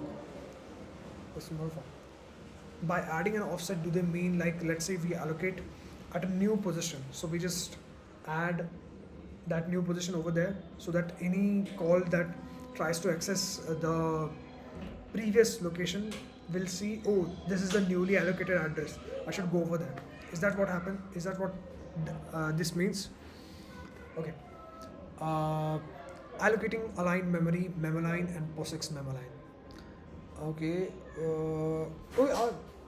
Yeah, we are making progress over here. Okay. The memoline and POSIX memoline. How much? 30 minutes. Let's go. Allocating align memory, memoline, and POSIX memoline. The memoline and POSIX memoline functions are designed to allocate memory starting at an address aligned at a specific power of 2 boundary. Just a minute. Welcome back. So allocating align memory, memoline, and POSIX memoline. The memoline and POSIX memoline functions are designed to allocate memory starting at an address aligned at a specified power of 2 boundary, a feature that is useful for some applications. See, for example, listing 13.1 on page 247. Okay. Sorry, memoline. I think we do have a memoline. So we read about it yesterday. Returns pointer to allocated memory on success or null on error. Memalign function allocates size bytes starting at an address aligned to a multiple of boundary. Yeah, which must be a power of 2. Uh, which must be a power of 2. Yeah, okay, got it. The address of allocated memory is returned as the function result. The memline function is not present on all Unix implementations. Most other Unix implementations that provide memline require inclusion of studlib.h, instead of malloc.h, in order to obtain the function declaration. SUS v3, we do keep hearing about SUS v3. What is like the full form? Single Unix specification. Okay. Did I use a clanker? Oh, that's a Wikipedia. It's not a clanker. It's not a clanker. I did not use a clanker. Okay. SUS v3 doesn't specify memline, but instead specifies a similar function called POSIX memline. This function is a recent creation of the standards committee and appears only on a few Unix implementations. POSIX memline, it's a void, takes in memptr size t alignment size t, returns 0 on success or a positive error number on error. Okay. Sorry. What is POSIX memline? POSIX memline function differs from memline in two respects. The address of the allocated memory is returned in mem pointer. Okay, and what was happening in this case? Because returns pointer to allocated memory on success and returns 0 on success. Oh, it's a return. It's an integer. Okay. Yeah, we are like telling it over here. Sorry, not this.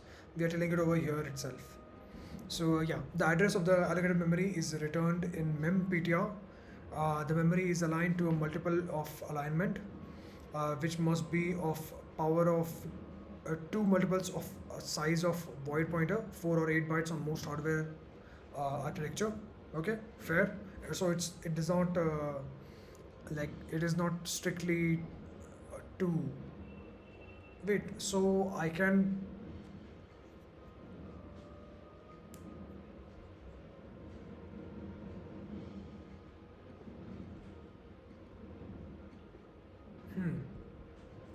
Okay, let's keep reading. The address of the allocated memory is returned in memptr. The memory is aligned to a multiple of alignment, which must be power of 2 multiple of size of void pointer, which is 4 or 8 bytes according to hardware. Note also the unusual return value of this function. Rather than returning -1 on error, it returns an error number that is a positive number of the type normally returned in error number. If size of void pointer is 4, then we can use POSIX memline to allocate 45536 bytes. I think that is 2 to the power. What is it? 2 to the power 16? 2 to the power 16.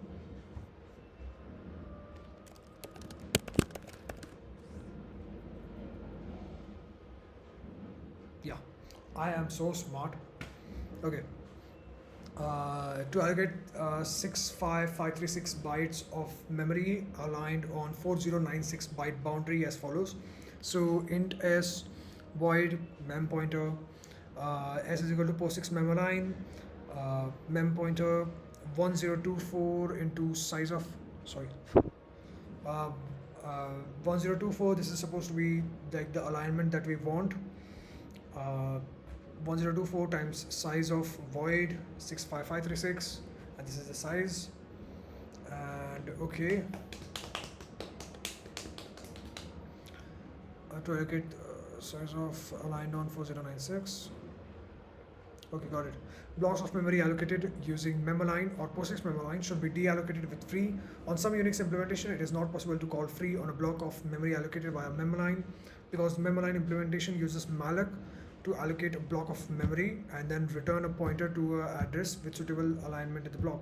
The glibc implementation of memline doesn't suffer this limitation. Wait, what's the limitation? On some Unix implementation, it is not possible to call free on a block of memory allocated via memalign, because memalign implementation uses malloc to allocate a block of memory. Okay, malloc is like uh, it's like the internal function, and then return a pointer to a address. Okay, with a suitable alignment in that block, and to allocate a block of memory, and then returns pointer to the address of the suitable alignment. Okay, got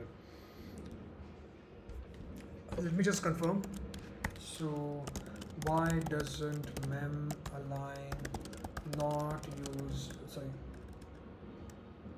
why doesn't memory mem align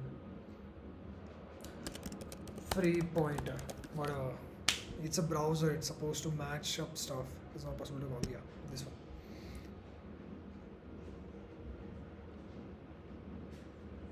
Process should be dedicated on some Unix necessary cookies only, and from mem from man memoline. POSIX requires the memory obtained from POSIX memoline can be freed using free 3. Okay. Uh, some systems provide no way to reclaim memory allocated with memoline or malloc because no one can pass to free 3, only a pointer obtained from malloc. Because one can pass to free only a pointer obtained from malloc, while for example memoline would call malloc and then align the obtained value. I don't know much about memory alignment and don't understand. For example, memoline would call malloc. Okay. Only POSIX memoline should be used since it's defined by POSIX as its name suggests. For issues with memoline, see for example, so there is the argument of free, its pointer. The description of free doesn't even mention memoline allocations. No, answer this valid thing. Here's a valid question. Could someone tell me what's going on here? What could be wrong with free? Okay. Let's read this. When allocated memory 6 symbol money and look at the original pattern, I see the same value but not the last ones. It's unclear whether the pointer of the allocated memory believes a misunderstanding.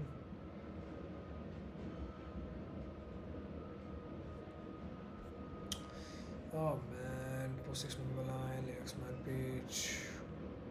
Oh, this is the same symbol as the thing. Memoline, allocated line memory. Yeah, I should read this. Linux documentation. This site has been like really good. You know, I've visited this like twice and it's good. So where was I? This is memoline, POSIX memoline. I just want normal memoline. Sorry, the previous one.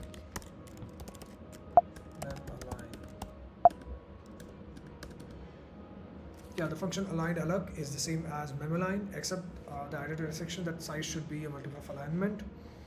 The obsolete function valloc allocates the size bytes and returns a pointer to the allocated memory. The memory address will be multiple of page size. It is equivalent to memoline.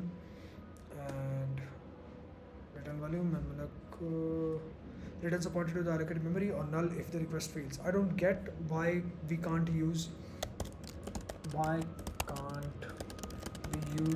free on mem align.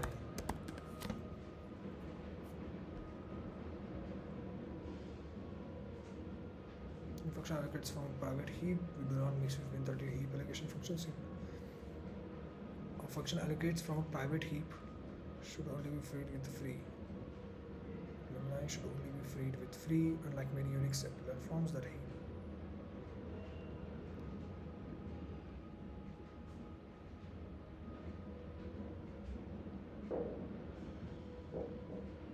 Wait, let me read that again. So, where was I? Here. On some Unix implementation, it is not possible to call free on a block of memory allocated via memoline because the memoline implementation uses malloc to allocate a block of memory and then returns a pointer to an address with a suitable alignment in that block. The glibc implementation of memoline doesn't suffer this limitation. I will read about this later, but I'm not going to waste any further time. Allocating memory on the stack, alloc A. Like the function in the malloc package, alloc allocates memory dynamically. However, instead of obtaining memory from the heap, alloc obtains memory from the stack by increasing the size of the stack frame. This is possible because the calling function, the one that stack frame is by definition on the top of the stack. Wait, what? Like the functions in the malloc package, alloc a, what should I call it? Alloc a, alloca, alloc a allocates memory dynamically. However, instead of obtaining memory from the heap, alloc obtains memory from the stack by increasing the size of the stack frame. Okay, let's just see stack frame in memory. If I see a diagram, I will understand it better. You know. Okay, stack frame. So, can I see it alongside what heap looks like?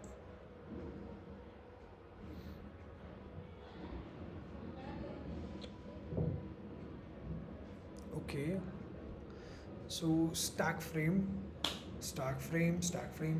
parameter passed to call, parameter passed to callee function, return the address of caller function, base pointer, local variable of caller function.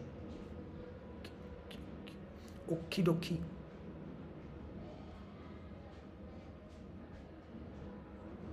Stack frame C1, bottom of the stacks.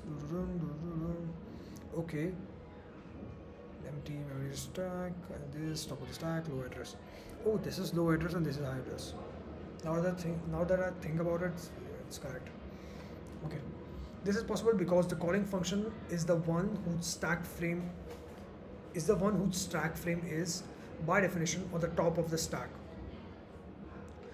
Therefore, there is space above the frame for expansion, which can be accomplished by simply modifying the value of the stack pointer. Okay. Returns pointer to the allocated block of memory. The size argument specifies the number of bytes to allocate on the stack. The alloc function returns a pointer to the allocated memory as its function result. The alloc function returns a pointer to the allocated memory as its function result. We need not indeed must call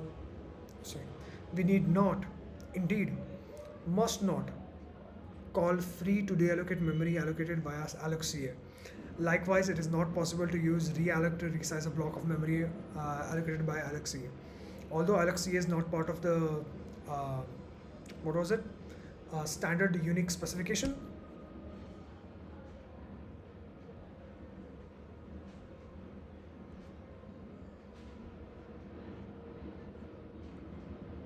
Where did it go? I should just.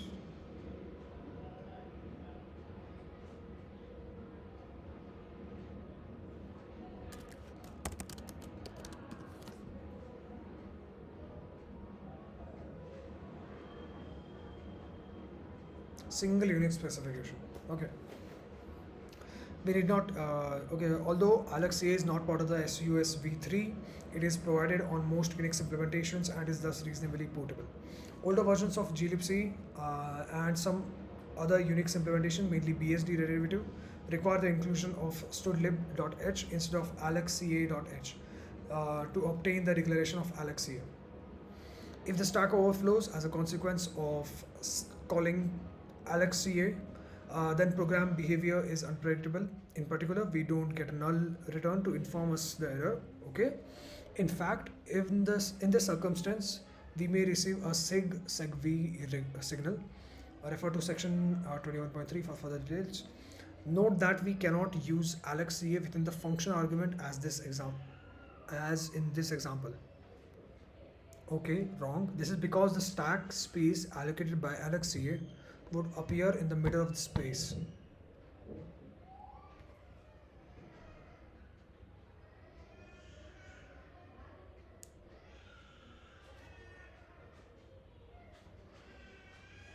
I got it.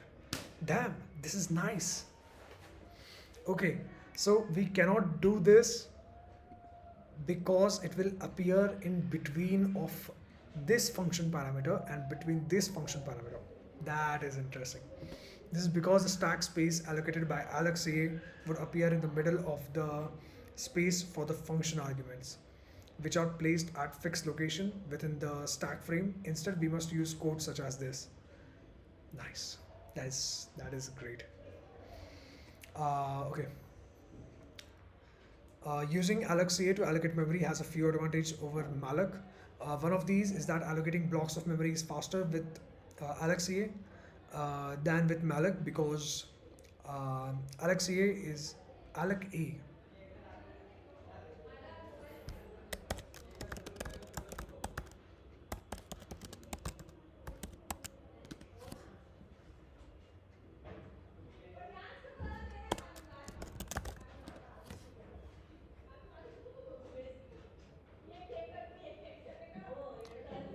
Am I willing to watch this? Yes, I am. Choose how to watch. Watch on YouTube.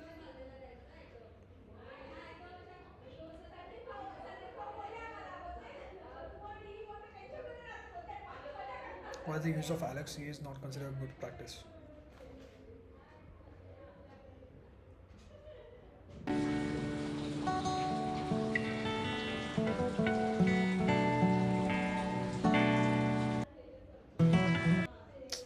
Man,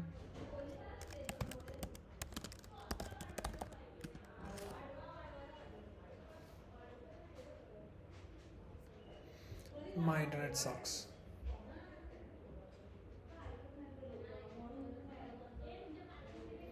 Mike Shaw. Let's see.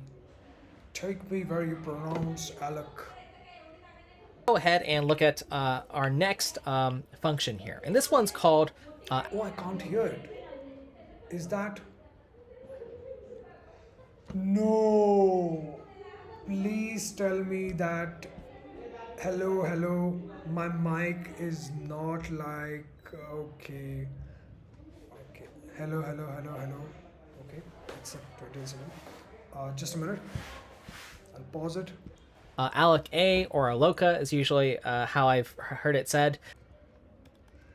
All right, so with that said, let's go ahead and look at our next function here. And this one's called alloc A or alloca is usually how I... Alloca is a good way to say it. Say it. Alloca. That's a nice way to say it. Okay, so where was I? Yeah. Using alloca to allocate memory has a few disadvantages over malloc. One of these is that allocating blocks of memory is faster with alloca than with malloc because alloca is implemented by the compiler as inline code that directly adjusts the stack pointer. Furthermore, alloca doesn't need to maintain a list of free blocks. Another advantage of alloca is that the memory that it allocates is automatically freed when the stack frame is removed. That is when the function that called alloca returns. Okay, this is so because the code executed during the function returns during the function resets the value of the stack pointer register to the end of the previous string. Okay. Another advantage of alloca is that the memory that it allocates is automatically freed when the stack frame is removed. That is when the function is called alloca returns. The function that called alloca returns. Okay, got it. This is because the code executed during the function return resets the value of the stack pointer register to the end of the previous frame. That is assuming a downwardly growing stack to the address just above the start of the current frame. Since we don't need to do the work of ensuring that allocated memory is freed on all and return paths from the function, coding of some functions become much simpler. Using alloca can be especially useful if we employ long jump section 6.8 or sig long jump section 21.2.1 to perform a non-local goto from a single handler. In this case, it is difficult or even impossible to avoid memory leaks if we allocated memory in the jump over function using malloc. Yeah, okay, got it. To perform a non-local goto from a single handler. By contrast, alloca avoids this problem completely since as stack is unbounded by as the stack is unbounded by these calls, the allocated memory is automatically freed. Okay. Nice. Summary: using malloc family of function, a process can dynamically allocate and release memory on the heap. A process can dynamically allocate and release memory on the heap. In considering the implementation of these functions, we saw that various things can go wrong in a program that mishandles the block of allocated memory. and we noted that a number of debugging tools are available to help allocate the source of such errors. The alloca function allocates memory on the stack. This memory is automatically deallocated when the function that calls alloca returns. Modify the program in listing. Modify the programming listing 7.1 free and sbrk.c to print out the current value of the program break after each execution of malloc. Okay. Oh, this is the exercises. Okay. Should we do the exercises? It says implement malloc and free yourself. That is okay. I am going to do it. Yeah. Technically, I'm going to do it. I won't be implementing like malloc itself, but okay. I got. Let's see the 7.1 first. Modify the program in listing 7.71 free and sbrk.c to print out the current value of the program break after each execution of malloc. Okay. Run the program specifying a small allocation block size. This will demonstrate that malloc doesn't employ sbrk to adjust the program break on each call, but instead periodically allocates larger chunks of memory from which it passes back small pieces to the caller. Wait, I didn't understand that. Okay, modify the program to print out the current value of the program break after each execution of malloc. Okay, run the program specifying a small allocation block size. Run the program specifying small allocation block size. Run the program specifying a small allocation block size. Run the program specifying small allocation block size. Okay, this will demonstrate that malloc doesn't employ sbrk to adjust the program break on each call, but instead periodically allocates larger chunks of memory from which it passes back small pieces to the caller. Okay, run the program. How will it demonstrate that it doesn't use sbrk? Like I know malloc asks for more memory, but how does that imply that sbrk is not being used to adjust the program break on each call?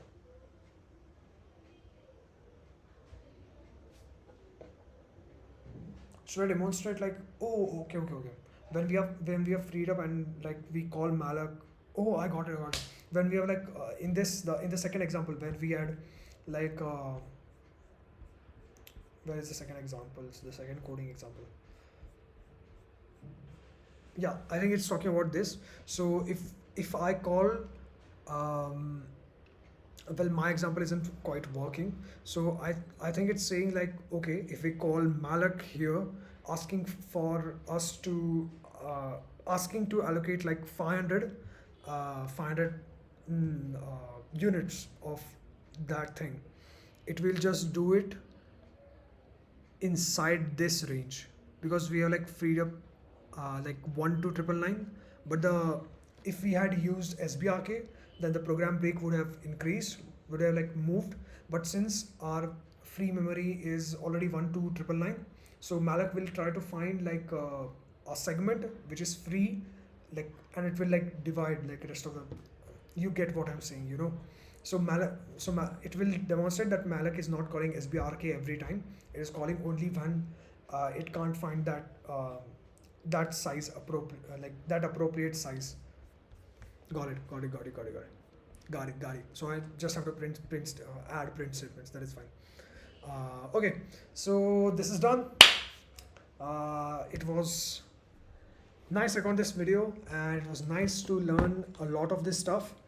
I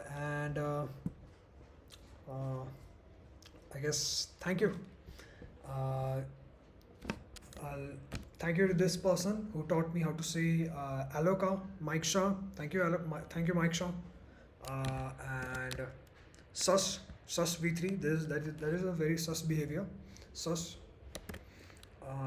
heap. This thing, it's not working. I'll try to figure it out why it's not working. Why would it not? Okay, I'll figure it out off call. Okay. You know the YouTube meme that what the YouTuber does off stream, like it's a lot of things. I just did some digging in Minecraft. I just like found some diamonds in Minecraft and it's like blocks of diamonds. So no, I'm not going to use an LLM outside of not outside. I'm not at all going to use any kind of clanker. I'll try to figure it out.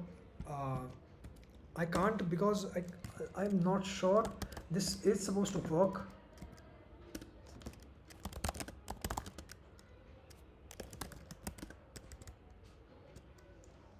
So okay, wait, when is it messing up?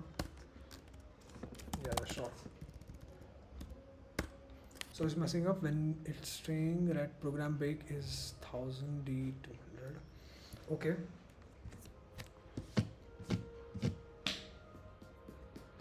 Is it because of like 1 million thing? You know? Should I just reduce that to like a few thousands? What will happen? Sorry. Plan C and then dot C 1000. I just clang 10.c. Oh, the C compiler that I can just. This is a C compiler. I just see. It's a sorry, not C compiler. I meant C is the best interpreted language. See, look at this. I'm not sure why this is not changing. We have allocated and we are doing this stuff and okay, sure. I'll try to figure it out afterwards. If I do, I will let you know in the next video. If I don't, I will still let you know that I didn't figure it out. So thanks for watching. So thanks for watching. If you're watching this, okay, that's it. I'm Aditya Pachane and I'm an engineer for fun. Bye.